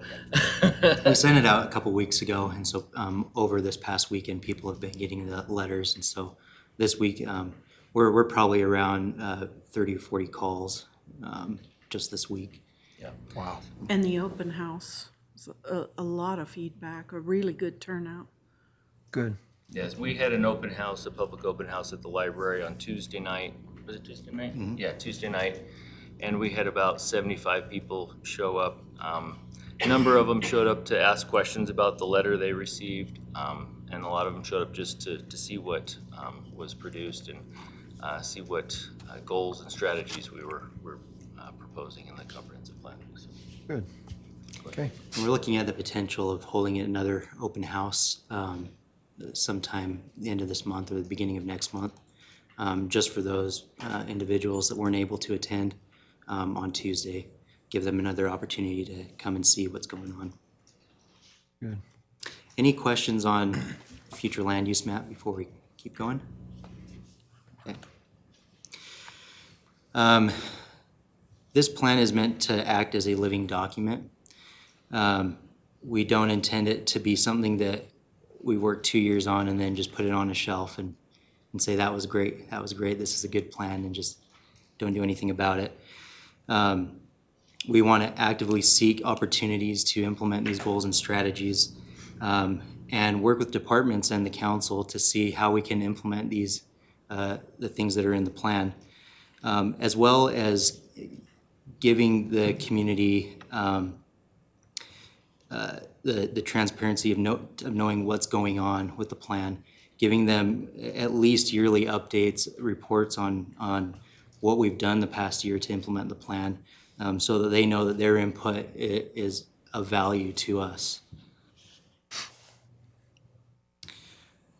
So the vision, we've already gone through this, but this is the summary of what the vision is, including the 7 elements and their goals.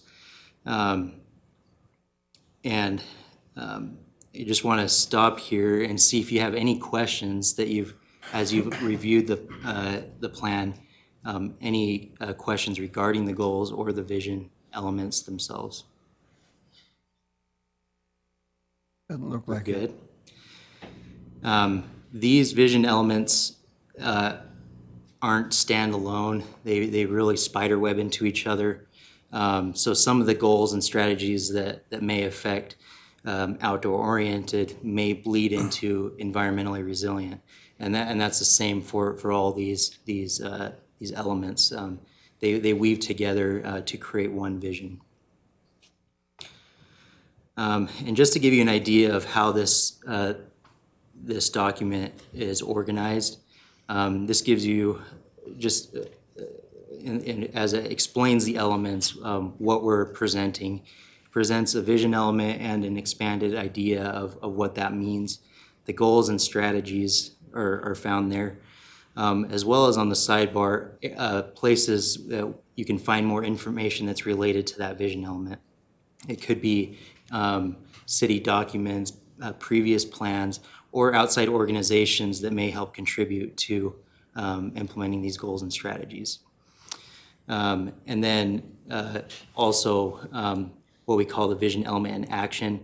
This is an opportunity to give people more information about why that element is important, or give some recommendations on how we can implement that. And so in this example of outdoor oriented, it shows the benefits of making outdoor recreation, outdoor living a priority. And so I'm going to scroll through these. We've already gone and talked about what these all mean.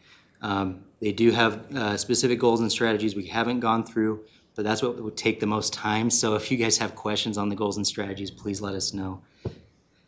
We don't want to go through each one because that'll take forever. Yeah. And we're relying on you to review those yourselves and contact us if you see things that you want to add, or if you have questions regarding any of those goals or strategies, to reach out to Jim or I and ask those questions. These things are things that we glean from the input that we receive from the public. And as Jim mentioned, in the appendix, we have the public outreach summary. And that outreach summary, I would encourage you to go and read the comments and read all that information. It is pretty enlightening to see where the community stands, and where their values are and what's important to them. I think it's a great thing for you to review as council, to get a real feel and pulse of your community. We've got a question by Councilmember Nichols. That might be a little premature on the question, but it might help me understand as we go through this document. What are the biggest changes from our existing comp plan?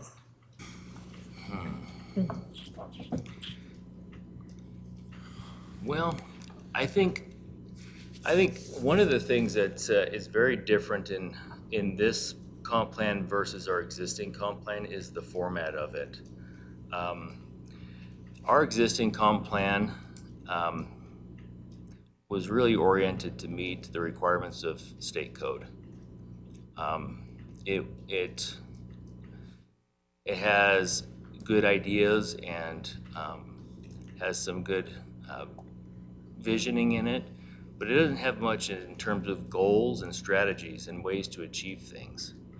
And I think the thing that this comprehensive plan does for us is it gives us more direction, and it gives us more achievable solutions. And I think that's the thing that we're going to find with this comprehensive plan, is that we have things to implement and things to actually check off on our box, check the box off, and move forward in steps to take. And I think the other thing that really stands out in this comprehensive plan versus the previous one is the emphasis that we found from the community in the environment, and our outdoor recreation emphasis, and our desire to preserve our valley. I think the previous comprehensive plan, it touched on it and it talked about it, but it wasn't as prominent as we found that the community feels strongly about that. So that's what I was gonna say is just that we actually have a plan here that if the city council reads through it and understands the plan, it will help guide what the community really truly wants in the future and help with budgeting questions and things like that. Absolutely. I think it'll be able to help focus us. The former plan or the plan we're working with under right now was just what Brent said. It was just state law says you have to have this, so we had this plan here. I don't know of another, and I'm assuming that in the past, possibly 20, 30 years ago, we may have had a plan that had a lot of community input, but this plan, they have spent a year and a half, almost every couple weeks in different neighborhoods of the community to get their thoughts and their ideas for the community, and they put it all together. It's just, I think this plan helps a community. It helps the council. It helps economic development. It helps the schools with where the community would like to see Pocatello go in the future. So I think it's a really good plan, but it's only as good as we use it. And so as a council, I would hope that we would be able to go through it and know what some of the things are as we're starting the budgeting process. And so that's going to be a big key if we use it. It's like Jim said, it's not a plan we're going to stick on the shelf and let grow dust. We're going to go from there. But with that, I know Councilmember Mangum had a question, and it looked like Councilwoman Lurick had a statement. I just wanted to comment on it. If your question is different, By all means. if I can just add to answering his question, your question, sorry, is and I was involved as a community member in the last update before I was on the council. And I can tell you there was a lot less community involvement at that part. So I think the approach to how we develop the plan is one of the key differences. And I'm really excited about all the input being gathered and everything. And then also I would agree with what you said, the use of like how we're going to use it, and that it isn't just going to be this document that we did because we're required to and we stick on a shelf, but that it would be, a living document that we really use to guide us. But my experience of the community involvement part, from both sides of this, it's been night and day this time. So Absolutely. kudos to you guys for that. Absolutely. Councilman Mangum. When do you estimate having this presented to council for adoption? So throughout this month, we're looking for community feedback. And then if there isn't any significant changes that we need to do, going to planning and zoning in April and then coming to you all in May. Quick. No, go ahead. Oh, so at the open house, I think it was a great open house.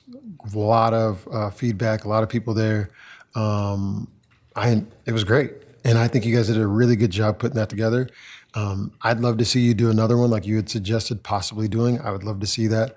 But there was some feedback from the seniors in the community.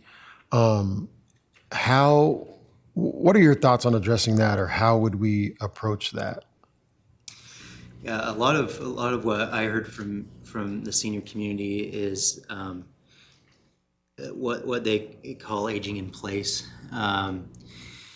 and just being able to have that visibility in the long range plan, because it sounds like from them they've got an active community, and I've presented to them in the past, and they want to make sure that people that are coming and seeing Pocatello as a place to retire, that there are things for them. And so we still need to figure out how we're going to integrate that in. But if anything, it's working with organizations like the Senior Center and that advisory committee and NKA, and how they can be a part of this. Okay. Thank you. Okay. So the appendix, just to give you some orientation, is kind of where the state requirements come in, and it's organized in a way that the state requires. And so we get out of the fun. These are the aspirations and the vision of the plan, and this gets into more of the data-driven, what we need to have as a city to include in our comprehensive plan. And then at the very end, we include the public engagement report to tie it all back together. And so just here at the beginning, this is what we call the compatibility charts, and I'm not going to go through this because this is great. But this kind of shows the idea of what I talked about, the spider web approach, lists all the goals and strategies of the plan and how that ties to other elements of the plan. So it's a quick, easy to find out how these things all tie together. And so there's several pages of that. Compatibility of how these goals and strategies integrate with city departments. And so you have a list of city departments and recommendations on how those departments relate to the vision elements. And then, of course, the state requirements, how those vision elements relate to state requirements, and some of the information that you can find throughout the appendix that relates to those requirements. And so after that, it gets into, again, the state requirements. We go over population demographics, maps that relate to population, such as low to moderate income areas, population densities and housing densities. Each of these sections have, and maps have a synopsis at the very beginning of each section to kind of give you just a Reader's Digest of what that data is telling us. And so you'll see that at each section, at the beginning of each section, and then you'll see the subsequent data and maps as we go through. Information on our schools, information on our economic development and the industries in the community. Areas such as downtown is featured. Our TIF districts and property values are also included. Land use, it shows our growth constraints.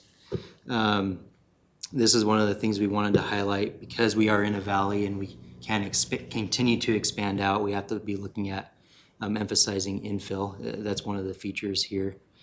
Our area of city impact, again, our future land use map, and our current zoning, annexations from the beginning of time to now, and natural resources, going over land cover, sensitive lands, aquifers. Again, this is very dry stuff unless you love data. But it just gives you all the background of where we're at as a community. Natural hazards, public facilities and recreation, transportation, special areas and sites, our historic districts, the design of the community, talking about how we develop as a community, how we are walkable and how we are not, what are our neighborhoods or proposed neighborhoods throughout the community, and again, the SMART code patterns that we talked about at the beginning, agriculture or non-agriculture uses. And again, some of this data is just pulled from what we have in the state. I don't think the middle of the airport is rangeland like it shows here. So just keep that in mind. Then electric transmission corridors, airport facility information. What you'll find a lot in this plan are links to other things. To keep the plan short and succinct, we wanted to embed links to get you to other sites. And so this is one example that we didn't want to bring in the plans like the national electronic transmission corridors, but a link to get to that information if you need to get to it. And then finally, our report for public engagement kind of sums up how we approached it, what the timeline was, what was included in that outreach, the events, the groups that we engaged with, the results of the activities at the open houses that we've already gone over, and then the results of the survey that we provided, and the themes, and the number of times those themes were brought up in each response are all included in this report. Any questions or comments? That's the whole plan in a nutshell. And so I'd like to turn it over to you for any questions or. So Councilmember Marchand. No question, just a comment. You guys have done a tremendous job. Thank you. I mean, it's unbelievable what you've got pushed in there and in the amount of time. Great job on presenting it today. Perfect. It was perfect. Very good. Second that. Councilwoman Lyric. I'll second that too. And I also want to just reiterate, you've done a great job and the plan itself is really strong, but the process, I just commend you on the process. And being part of that, and like I said, comparing it to the process in the past, I'm just really impressed with it. So, and excited to be able to use this document and to have this.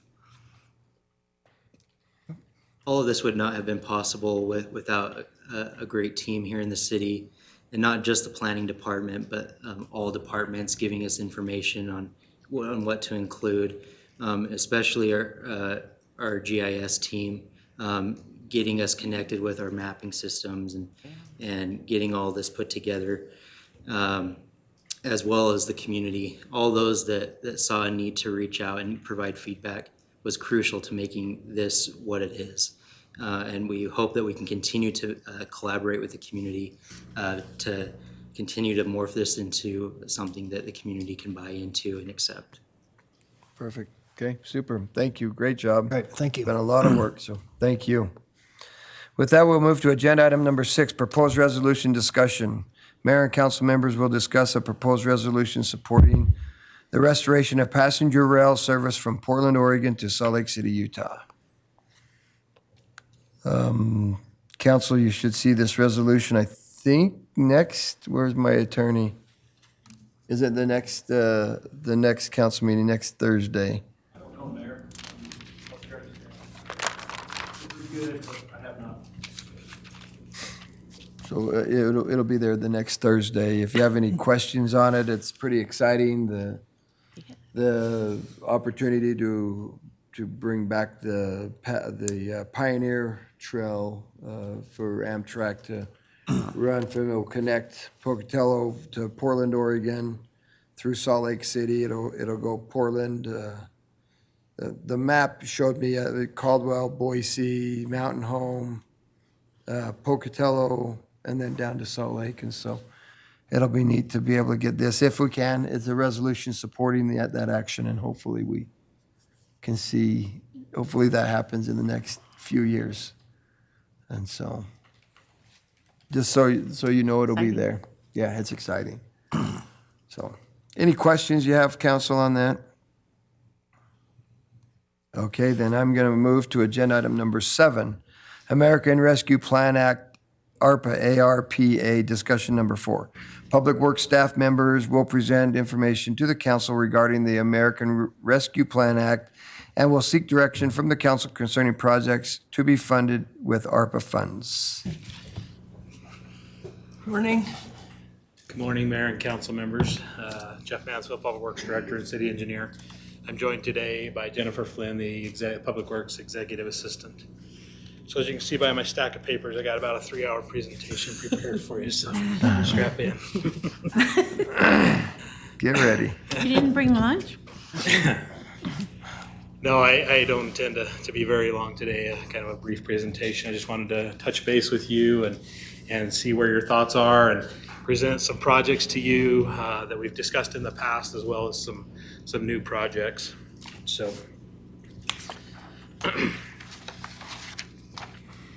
So this is the fourth presentation that we've provided to council. The previous ones were in March of 2022, May of 2022, and then November of 2022. Hopefully you've had an opportunity to go back and if you weren't in attendance at those presentations, you've had a chance to go back and review those presentations. If not, I'd recommend that you do so. Also as a fun fact, the final rule for this funding came into place in effect of April 1 of 2022. So we're coming right up on a year that the final rule has actually been in effect. So within the ARPA funding, there's four main categories that can be utilized for spending these funds. The first one is public sector revenues, and this is intended primarily for revenue loss. They do allow for us to take a standard deduction of $10 million without having to go through the calculations to prove exactly how much revenue we actually lost in this category. So because we actually were awarded $10.7 million, we chose to go ahead and use the $10 million as our standard allowance for this category. So ideally, we can't spend more than $10 million for this particular category. And under this category, they have a definition of what is allowed, and they basically say government services that are generally include any service traditionally provided by the government. And so that's a pretty broad definition and statement of things that are allowed under this category. The second category is the public health and economic response. The third category is premium pay and essential workers. This is the one that we did a few months ago where we provided the essential workers a bonus for the work that they did during the COVID period. And then the fourth one is water, sewer, and broadband infrastructure. And so this one we've also used in paying for well number 2 out by Ross Park. And so this was really, when the ARPA funds first came out, this was really the extent of what it was intended for, was the water, sewer, and broadband infrastructure. And since that time, they've expanded it to these other categories. So as far as a few deadlines, the funding must be obligated by the end of 2024, and then it must be spent by the end of 2026.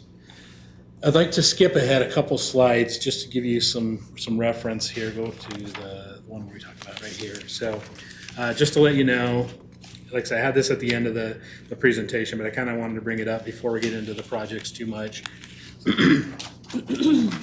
But currently, we've received $10.7 million, a little more than $10.7 million. We've approved, council has approved 2 different projects, which would be the well number 2 under category 4, which is $2 million, and then the premium pay, which is category 3, which was a little under $900,000.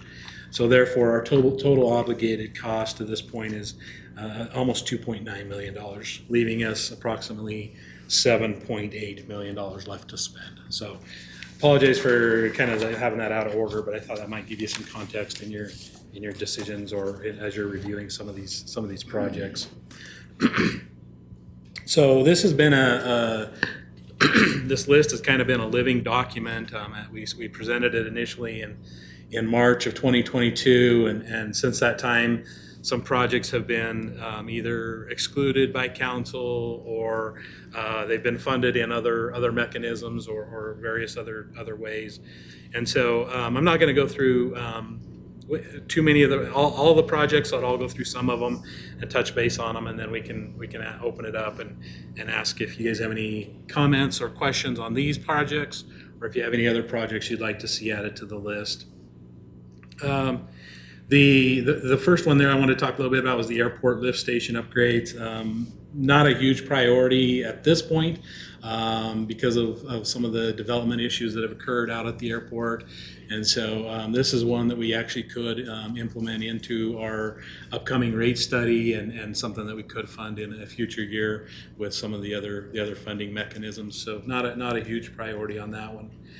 The Zoo Idaho drinking system and Ross Park drinking systems, those are not very well researched projects out there. We know that there's some improvements that need to be made there, but But it really, we need to do some more research and really identify exactly what those projects would contain. But if it's something that council felt was a priority, we definitely could dedicate some funding to that. The South Fifth Sewering Project. So as you'll recall, we had some high nitrate hits in our well number 2, and we know we have some septic systems out south of town that potentially could be contributing to those nitrates. And so we thought maybe we could do some projects out south of town that could help with water quality. Since that time, we've done some more research. We've been in conversations with several developers out in that area, and for the most part, they're generally in favor of actually connecting onto our system. We've met with the county commissioners, and we're working on an MOU with them to help us get where we need to be at with those developers. And so I don't see as high a priority out there. We could possibly still use some funds to explore some of those. Just some hotspot areas that we potentially could identify out there, and but not a huge priority right now. The sliding tower, as you all are aware, we just recently got a grant for that to help fund that a donation to help fund that. And between that and then also the street department being willing to do the demolition on that, I think John's latest estimate that he presented to council was about $750,000 on the slide. So that one's a little less than what we show here. I don't have any update on the Brooklands Playground or repaving of city parking lots. Those are just, there's several lots around town. The rec center, some of these that could potentially use some new paving. Stormwater, so we have a lot of stormwater issues around town, and we do a great job at managing with what we have available, and the street department does an amazing job, but we still have some trouble spots throughout the community that always causes problems when we have historical events. And the engineering department with the street department and science and environment, we've come up with 6 or 7 projects that we've kind of done a preliminary design on. And we prioritized these projects, and we came up with 2 that we felt like would be like the highest priority and get the biggest bang for the buck. And one of those would be the Center Street underpass. We get a lot of flooding there. It closes the Center Street underpass, and we could really use a project to help direct that stormwater to a different location rather than right there. And then the other one would be out at Constitution Park out on South Fifth. We get a lot of flooding out there, and we could turn that ball field into a stormwater pond, still utilize it as a park and a ball field, and have it serve a dual purpose. So those are a couple of the highest priority ones that we've identified on that. We always have additional needs for sidewalks and things that in that nature. Street sweepers, street could definitely use a couple more street sweepers. We estimate the cost of those to be about $350,000 a piece, and so that $700,000 that we have identified there would purchase 2 new street sweepers. We've got the fire alert system. The chief presented this to you last time we presented, and I asked him this morning, and they're still having issues with that, and so that is definitely a need for the fire department, and I know the chief's here to speak on that if you guys have additional questions on that. One that was presented last time as well was the mental health support. Christine had proposed putting some money towards mental health within the community. The police had presented some funding for code enforcement vehicles. And then also Parks had represented about $200,000 for resurfacing of the pickleball courts. And then the library had presented about $100,000 for a new elevator at the library. One of the ones that is a legacy project for us that has been ongoing for a long time is Johnny Creek sewering. We've estimated phase one of that to be about $3.3 million. And what that would do is that would put the main line up Johnny Creek, and then it would allow us to do some subsequent projects to bring on those neighborhoods and tie into those main lines. Potentially, those could be structured as LID projects where the homeowners would have some skin in the game and be able to contribute into the cost of those projects. Also, just to let you know, we have submitted an LOI, letter of interest, to DEQ this year to receive or to apply for some grant funding or loans for that project. I'm not sure exactly when we'll hear back. I think it was April or May is when we'll hear back from DEQ on those applications. And then also, our lobbyist is pursuing funding pretty hard in DC, trying to find us some money for Johnny Creek as well. In fact, I got an email from him while I was sitting back there, and he's asking for more information because he's knocking doors and shaking trees, trying to find money wherever he can there for us. So appreciate the effort he's doing on that. So the airport is requesting about $1 million for the runway 321 rehab.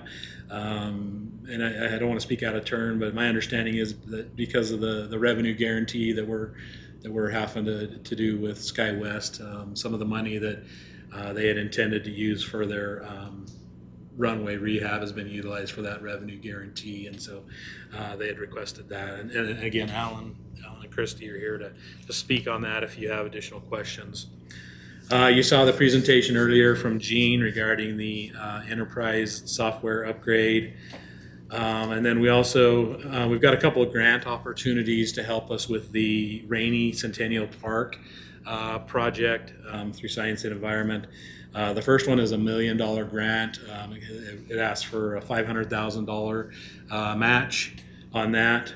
And then the other one is a little over $2 million grant with about a $500,000 match as well, but about $150,000 of that is in-kind type work that we could cover with staff time. So then the match on that would be about $353,000, which could be paid over a few years, is my understanding.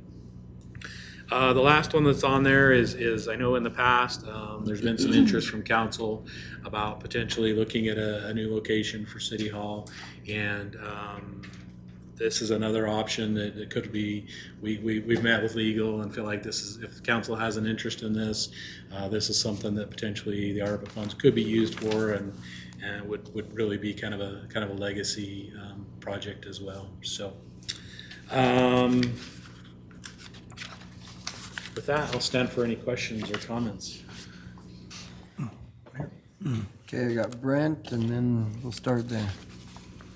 So early in your presentation, you say that the funding needs to be obligated by the end of 2024. Sure. What does that mean? What does obligated mean? Great question. And I don't have a great answer for you. Like I say, I got the final rule right here, and it doesn't really clarify that really well. But in my mind, if council, so obviously if we had a contract with a contractor, that would classify as being obligated. If we had, but I think if, Jared, you might correct me if I'm wrong here, but I think if council had passed a motion that said, hey, this is what we're using our funds for, then I think that could be viewed as an obligation as well. Okay, perfect. Just like our final decision. What's that? Our final decision. Yeah, but we can try to clarify that a little bit more. They did have a help website that was installed, but it was not a great website, and basically anytime you submitted a question to them, you would just get back this canned answer, and then they shut it down for a while. But they have reinstalled that website, so we can reach out for that again and try to get some additional clarification on that. And do we know on the the library elevator, what's wrong with it specifically? Do we have any bids on what it would take? Mr. Mayor, do you have any information on that? You know what, I don't I do. have, but it sounds like Linda has. In our, just very generally, but the elevator is really, really old. And it's no longer, the it's not even able to be serviced anymore. The parts and it's so out of date, like that they won't even be able to fix it. And so it's not working at all, but there's no way to repair it. And it just can't even be serviced, so. I think that Councilman Nichols' question is further than repair it. I think it's, what are the hydraulics on it? Are they repairable? Are they poor? Are they, you know, Believe they need a whole new system. A new elevator in there. It just is, what's the word, you know, when you have like software, like if you have the latest, I'm blanking on words. You know, whatever your server is, and then that no longer, they move on to the next edition and it becomes obsolete. This elevator and the technology is obsolete. So they had a guy come in and look at it and it just, he's like, there's nothing we can do with this. If I may. They did get bids on the, what it would cost to do a new elevator. I do remember a conversation about they need a new elevator. The circuits are shot. Yep. And they can no longer create those parts or find those parts. And it is completely obsolete. And so there's no going back at this moment.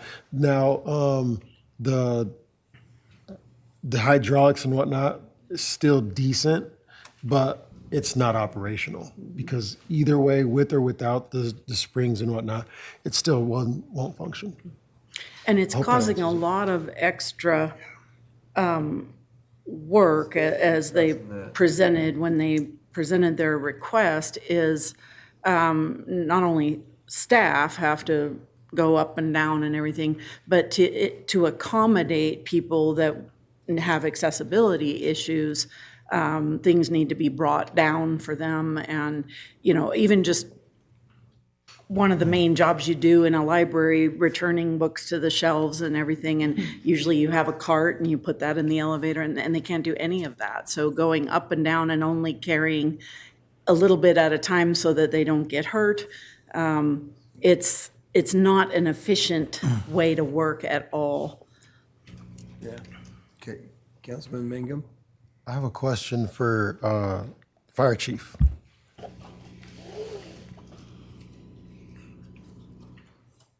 I have one for the airport. Sir. Hello, Chief. So we're still having some issues with our fire alert system. Can you elaborate a little bit on those issues? I know they were pretty ugly issues before, but like it sounds like it might be getting a little worse or just persisting or. Thanks for the question, Ryan Ahern, Fire Chief. I wouldn't say that it's getting worse. I would say it's the same. We did have some improvement this fall when the county 911 fixed some of the problems with the repeaters, but it didn't fix the problem. So we're still, I think, having, just this weekend we had a couple failures. We're still averaging 1 to 2 failures a week. Sometimes a little more, sometimes not for a week or so, but on average, it's probably 1 to 2 failures per week.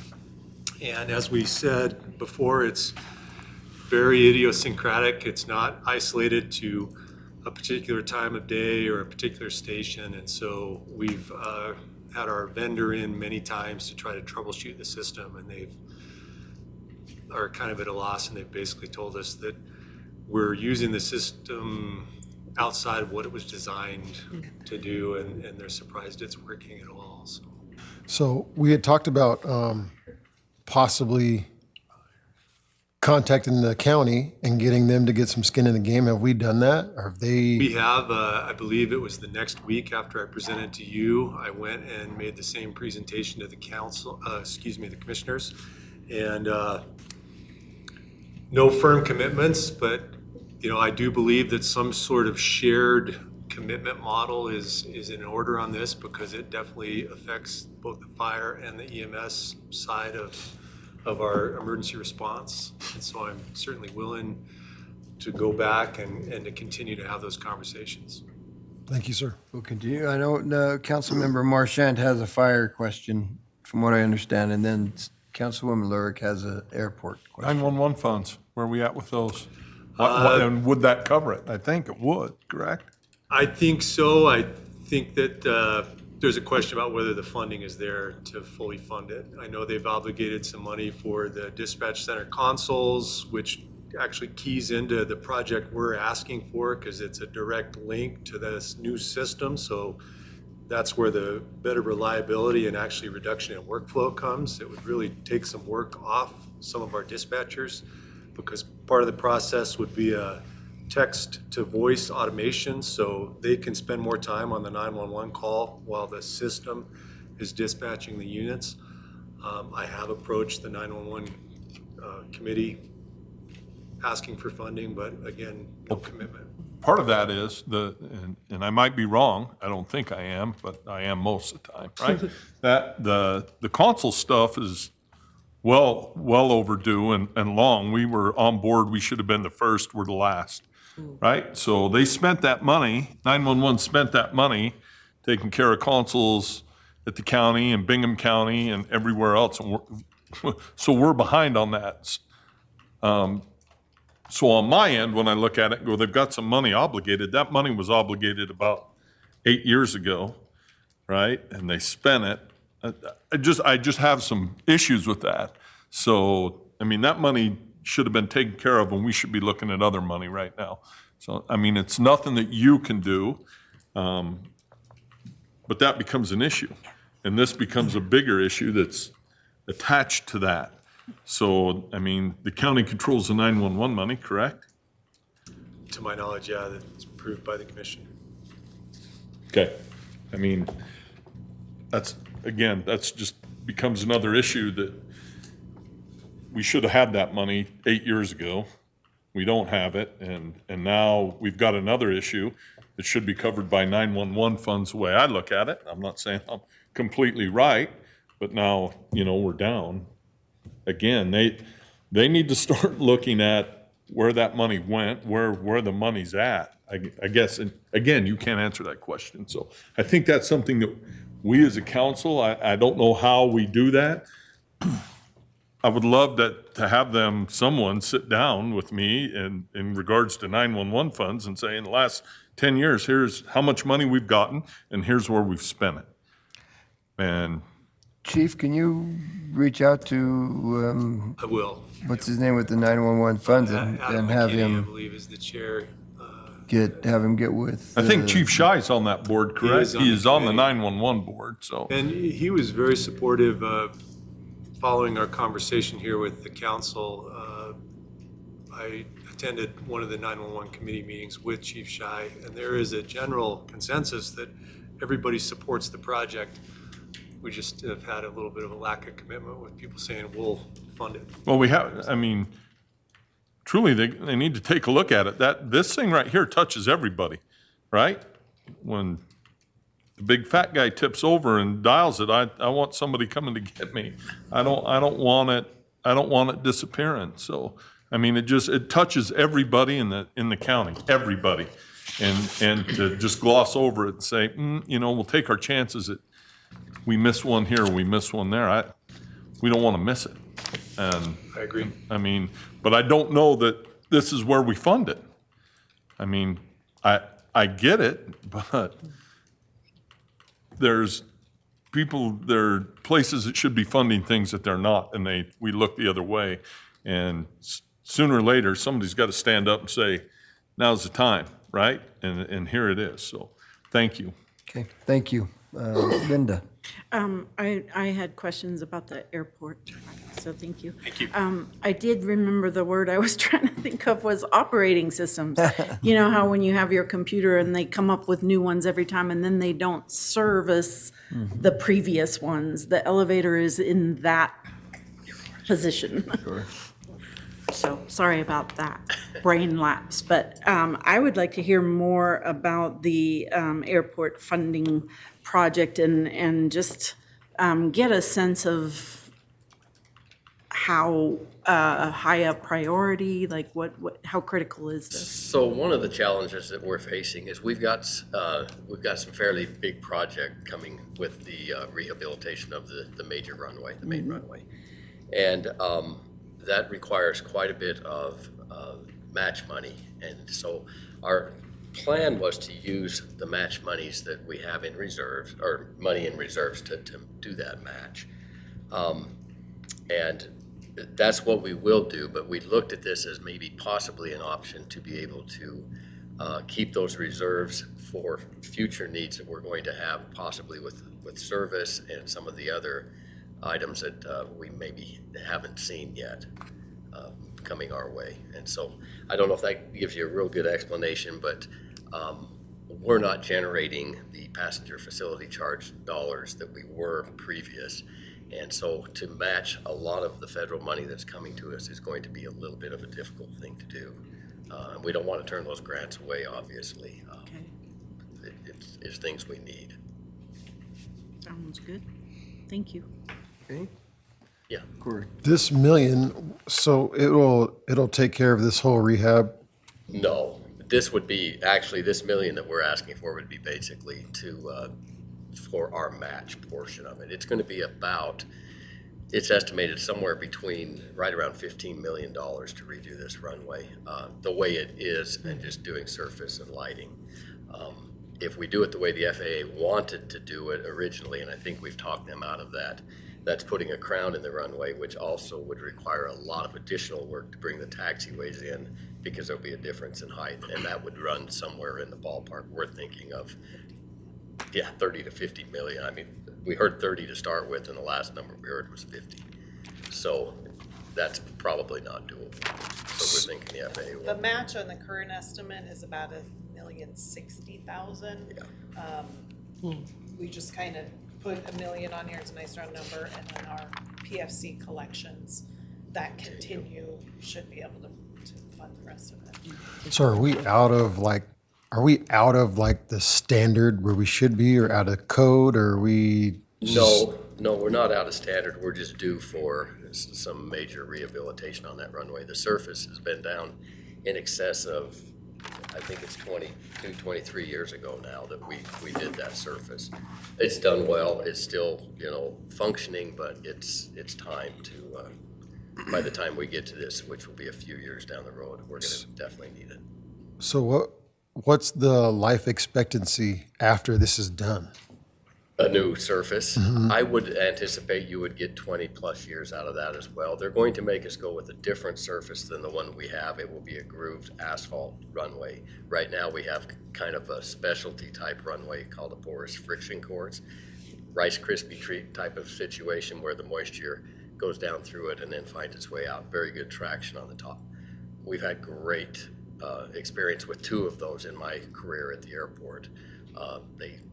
They generally last 12 to 15 years, and we definitely have gotten our time out of it. But the FAA is not going to allow those anymore. They're just going with a standard groove. So I think 20 plus years, 20, 25 years probably. And one thing to note, this project is actually scheduled to take place in 2027. Yes.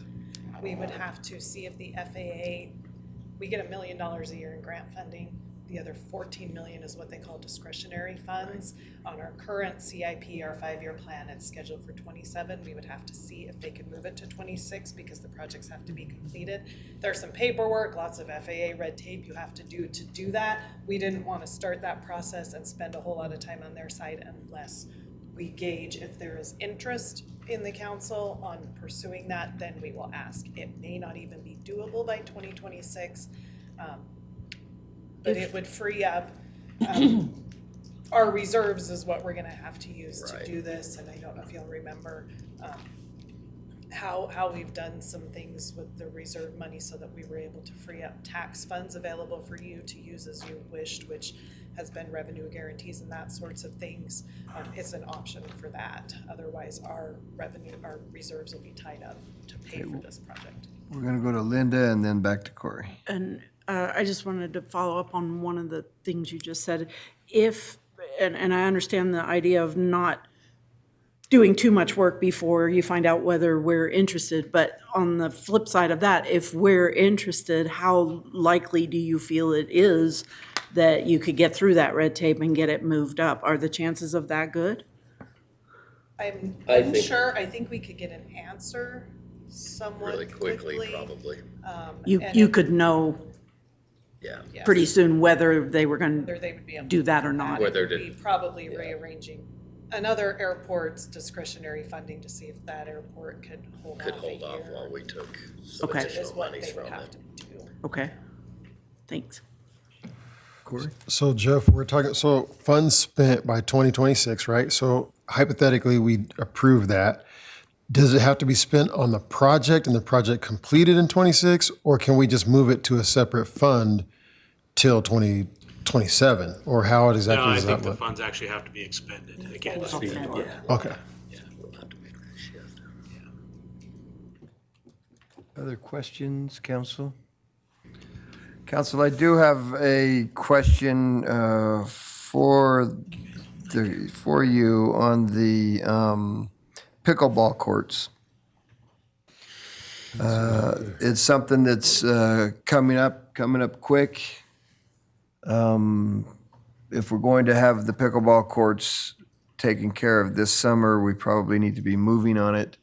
I'm not suggesting we have to take this money out of the ARPA funds and use it there. I'm confident there's money in Fund 78 that we could use for that, and I'm not sure that $200,000 is the total amount that we are needed, because I think that the last number I heard was actually about half that. So just real quick, is there any interest in using this out of ARPA funds, or would you like me to go back and look and see what we've got in excess reserves in other areas? Probably what I would suggest, but. Well, I guess I have a couple questions, because I'm not against that, but how are we gonna put this together that is over the next year we gonna spend this money, or are we gonna sit down and at one of these study sessions or a meeting and go, here's the 5 projects we want to fund with this much money left over? Or, you know what I'm saying? We can look at this 100 times, and just about every time we come back here, there may be another project on there. I guess my question is when are we actually going to pull the trigger on some of these? I think that's the question for the council to answer. It's really up to the council what you want to do with this. And in answer to the pickleball thing, obviously we had a lot of interest in our community from that. It's something all ages, all different types of people it's very popular. It's the fastest growing sport in the country, and something that adds to, we talked earlier about seniors when we were talking about the comp plan, and definitely a lot of seniors are playing too. So adds to their quality of life here. So I'm in total support of doing it. I would prefer that not be ARPA funds, that be, what you were talking about, going and finding some excess reserves or Fund 78, whatever that's going to be.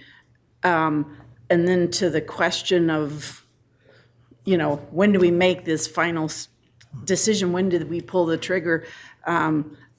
Personally, I feel the sooner the better, but I would like to take a holistic approach to this and not, have projects brought to us one by one, and then we just say, yes, we approve that, and then we look at what's left and then approve the next thing. And to me personally, it really is hard to make a decision on one thing, not knowing how that's going to affect another thing. So this information today is really helpful to know when some priorities have changed. There were things this is the 4th discussion, there were things in the first discussion that we thought were very high priorities, and now that's changed. They've either, for whatever reason, become less of a priority, or money was found from some other source, or, so that's important information to making the final decision, but I really want us to take a look at the whole list and kind of narrow it down, so that's gonna take some work. Right, well, and So I have a suggestion. What's the best approach? I have a suggestion on that, but Councilmember Mangum has a question before I do that. I agree with Linda on the pickleball courts, is trying to find excess funds, or Fund 78. But one of my questions goes to maintenance, and how do we cover maintenance? If we're taking it from excess funds, do we have excess funds to keep up on the maintenance and the repairs? We had talked about establishing or reestablishing a maintenance fund. And if that's still an idea, then, that would be wonderful. So what would happen with like the pickleball courts is the tennis ball courts and the maintenance of the parks right now is happening.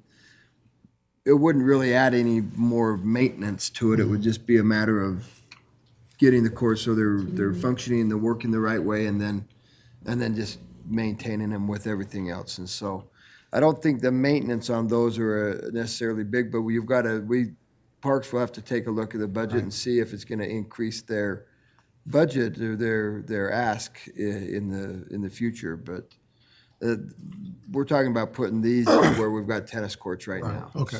So the other thing too is, I think I agree. We got to pull the trigger on some of this stuff, but then taking a reasonable, cautious approach to making sure that we're doing it the right way. Funds are coming up from other places and other options, and I agree with that 100%. And but community input is another thing that we kind of want to look at too. We've discussed this and making sure that the community's on board with how we're spending these funds and what we're doing with these funds. Just like we're doing with the comp plan. We really should kind of figure out what the community thinks and how they feel. But there are some projects on here that just regardless, they take care of the community. And so, but it's hard to have open conversation about all of these things because of some of the rules that we have to abide by. So, it's a lot. So my suggestion, council, would be this. We have had quite a bit of community input. That's why you have the park, the playground, the electric vehicles, sidewalks. Mental health, pickleball, the lookout point that was taken care of, Johnny Creek extension. I mean, these things there's been a lot of the Centennial Park, Rainy Park, grant matches. There's been a lot of community input, quite frankly, put in here. If people haven't taken advantage of those opportunities, then we can't keep putting it off to do that. My suggestion would be this. We've known about ARPA funding, well, where's that slide? Since 2021? Since 2021. Departments, communities had an opportunity to have a say in some things. We have a pretty significant list here. I would personally stick at this list and have the council take a look at it, consider these things, and then at a meeting in the near future, I don't know, in a few months, have the council have the discussion to pull the trigger on these. We've been given updates, and it's time for the council to sit down and go, okay, this is what I think would be important. Have a discussion after you've got the list now. I think for Linda and Josh for at least the fourth time. For the other three that are on the council, I think you saw this list last time, but I'm not positive. Take a look at it, come back, and we'll schedule it for a couple months with your suggestions of what we use and being prepared to take a vote on some of these things. Could that be a special meeting or a work It's a work session. A work session, but where we can really dive into that Absolutely. thing with more more time? I think so. The only thing that's going to hold us up on, I think we can say, look, this is important for us. For example, say we want to do the Johnny Creek main line, but we're not confident with $3 million being spent on that. I think that the decision that says, look, we're focused in on this, Public Works, go get us a real number. Then we could come back with that real number and see what that is. But at least it would take this from, I don't know what, 15, 17 projects to a couple that we can focus on and move forward with it. So I guess as I look at this, I mean, to me, these work sessions are where we should go through some of this and have some of this discussion, right? So when I look at like the slide, street department's gonna take that down. We know we're at 700, probably 750, right? Putting that up. We have gotten a great donation. I think and this is just me, right? I think that's one that, to me, is already on the list for this money. I think it fits everything perfectly, and it helps the entire community, right? I know that the sewers, those two sewer issues are going to be big problems. We're going to have to tackle one of those. I'm not sure if this is the exact place to do that, but it probably is. That affects everybody. I mean, the water, that's the South Fifth water. When I look at those two projects right now, if we're looking for funding federally for Johnny Creek, which I think is going to be a battle anyway with the people maybe that live up there from what I hear, I don't think the South Fifth is going to be that big, that issue. That may be the one we attack. I guess that's something we need to talk about, but we've already had a water problem there. So I look at that. I think we can knock it down, but I truly agree with you, Mayor, in regards to we need some numbers. I think the fire department with the toning, that's a huge problem, right? But we need to find out quickly, are the right people going to cover that? And if they're not, then we need to find a way to get that done, or if we can get that done. So, I mean, there's a lot of things on here. There are things right now that with no hesitation I could pull the trigger on, but I don't know that this is the spot to do it. And to your point too, I mean, I agree with what you're saying. There's some variables here with these numbers, and Johnny Creek is a good example of that. You called it a legacy project, and it's been an ongoing issue for over 20 years probably. And this is an opportunity, because we know it's not going to be an inexpensive thing. So this is one-time money and an opportunity to get something accomplished there. But at the same time, if there are potential, sources of money that you can find that can take that 3 million down to, or 3.3 to 2 or 2.5 or something like that, that's what I would need to know before I can then finalize, or vote on any final list. If there's these variables of other or potential monies to come from other places, we need all the information we can get before we could. The 911 money is an example. If that's not going to come through, then we know that. But if that is a potential, then that's money we shouldn't be spending here.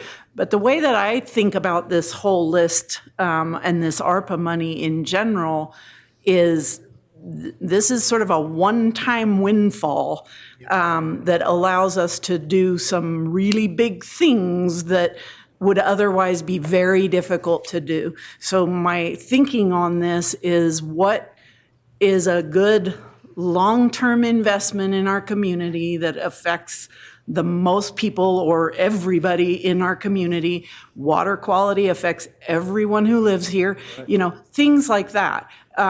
And yes, there are projects that are good projects, and it's not that I don't support them, but are those things that we should be using ARPA money for? Or are those things that we should figure out how to do with, how to budget at some point, or how to do with excess reserves, or, other ways?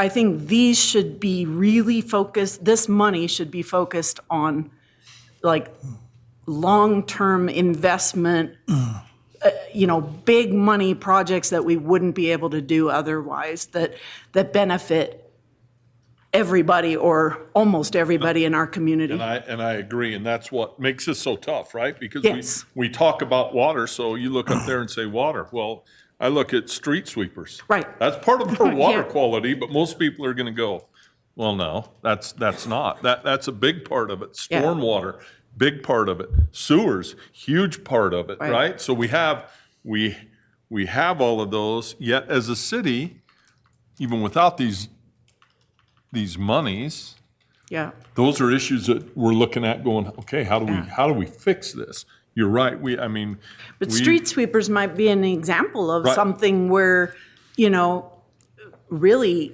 like, should we be budgeting that rather than Right. spending one-time money?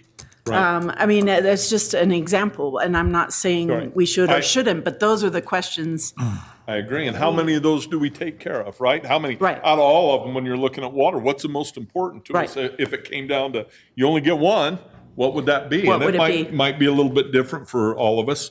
I don't know, but we can kick the can for a long time. I'm just saying, let's quit kicking the can and pick dates and try to have these discussions that we're having and say, okay, here's what's on the list, Yeah. right? And so we've talked about them today.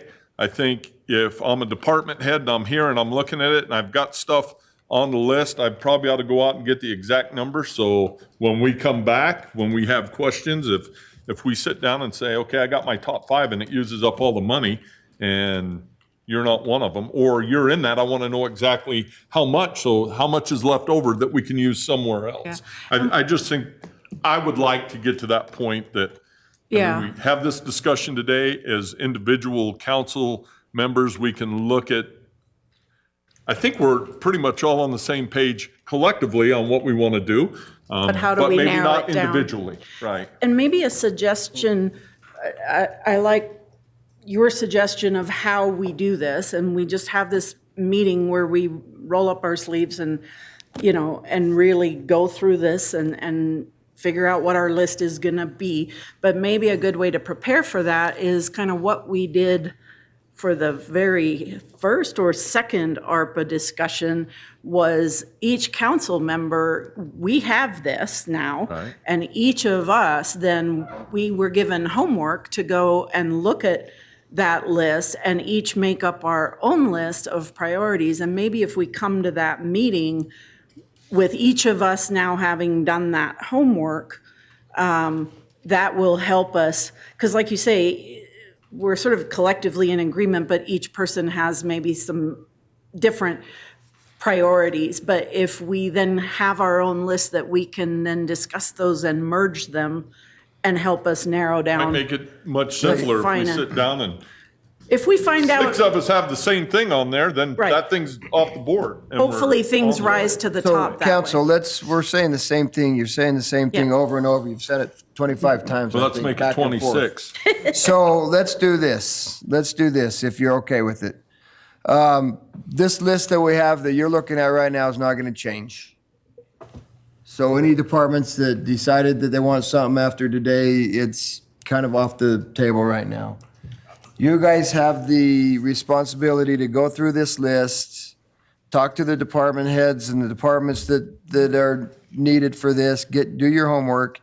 In May, because that's before we do our budgeting, we'll have the discussion so that we'll know what we will be adding from this into next year's budget. So are you Well- suggesting that we're going to lock into this list and nothing else can be added? I would suggest right now that this is the list that we're looking at, yes. That we're working from. That we're yeah. working from. If we wanted to add something to it, that wouldn't be an option? Well, I think that that would be a discussion for May if we want to do that. But if we want to start making some decisions on this, then at Why some is it point going we have to till stop. May, what, am I missing something next month? Budget development. No. Next month, I mean, we could have this At come the up in council? May if you'd like. I was just giving you more than a month to do your work.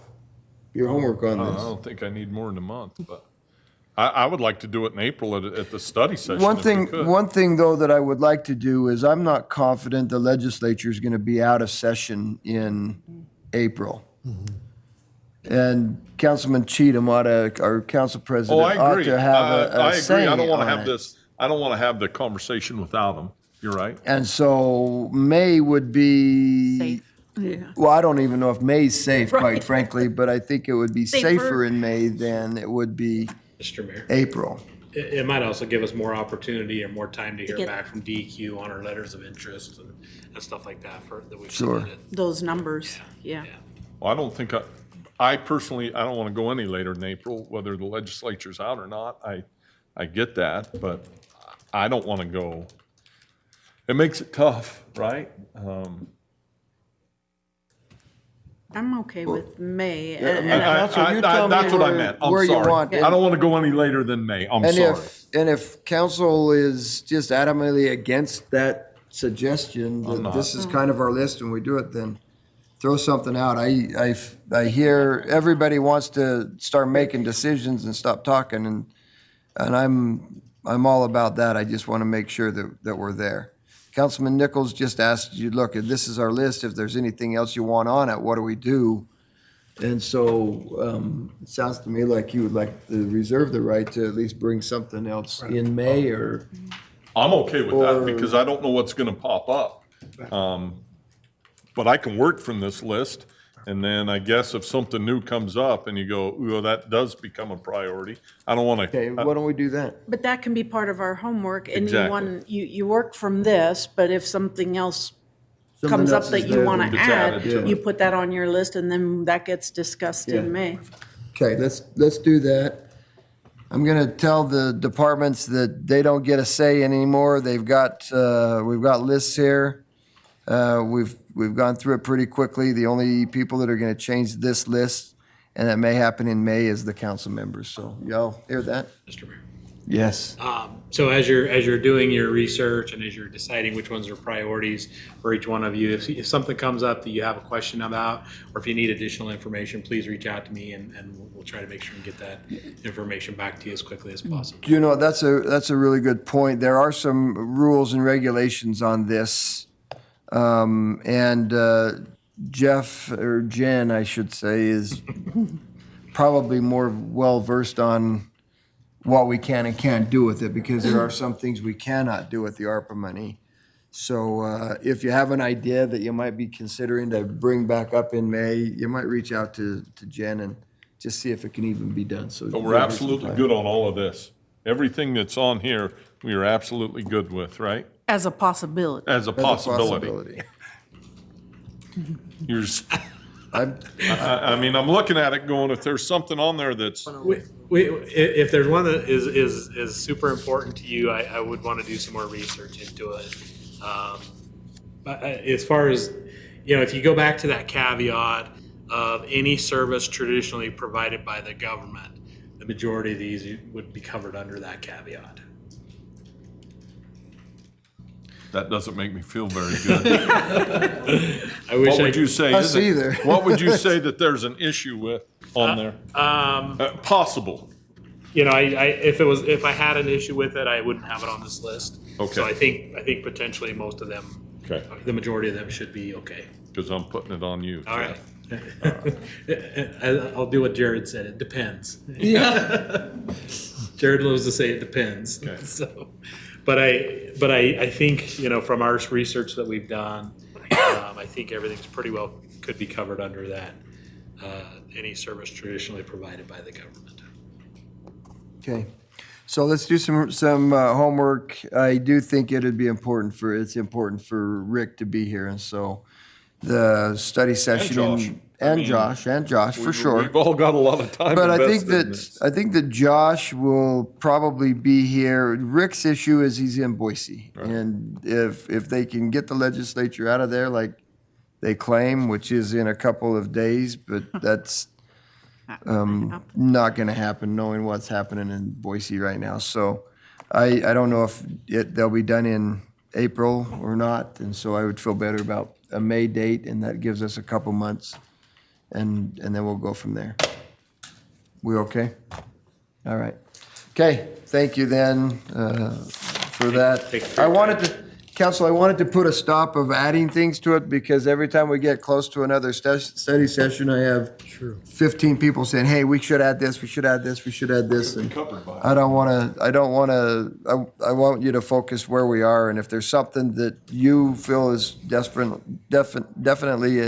important that we do something with, then we, I think it's a great list. then we add it in. At some point, there has to be. Yeah, we gotta cut it off and Yeah. start making those decisions, so. Thank you, Jeff. Yeah, Thank you, guys. thank you, Jeff, thank you, Jen, appreciate it.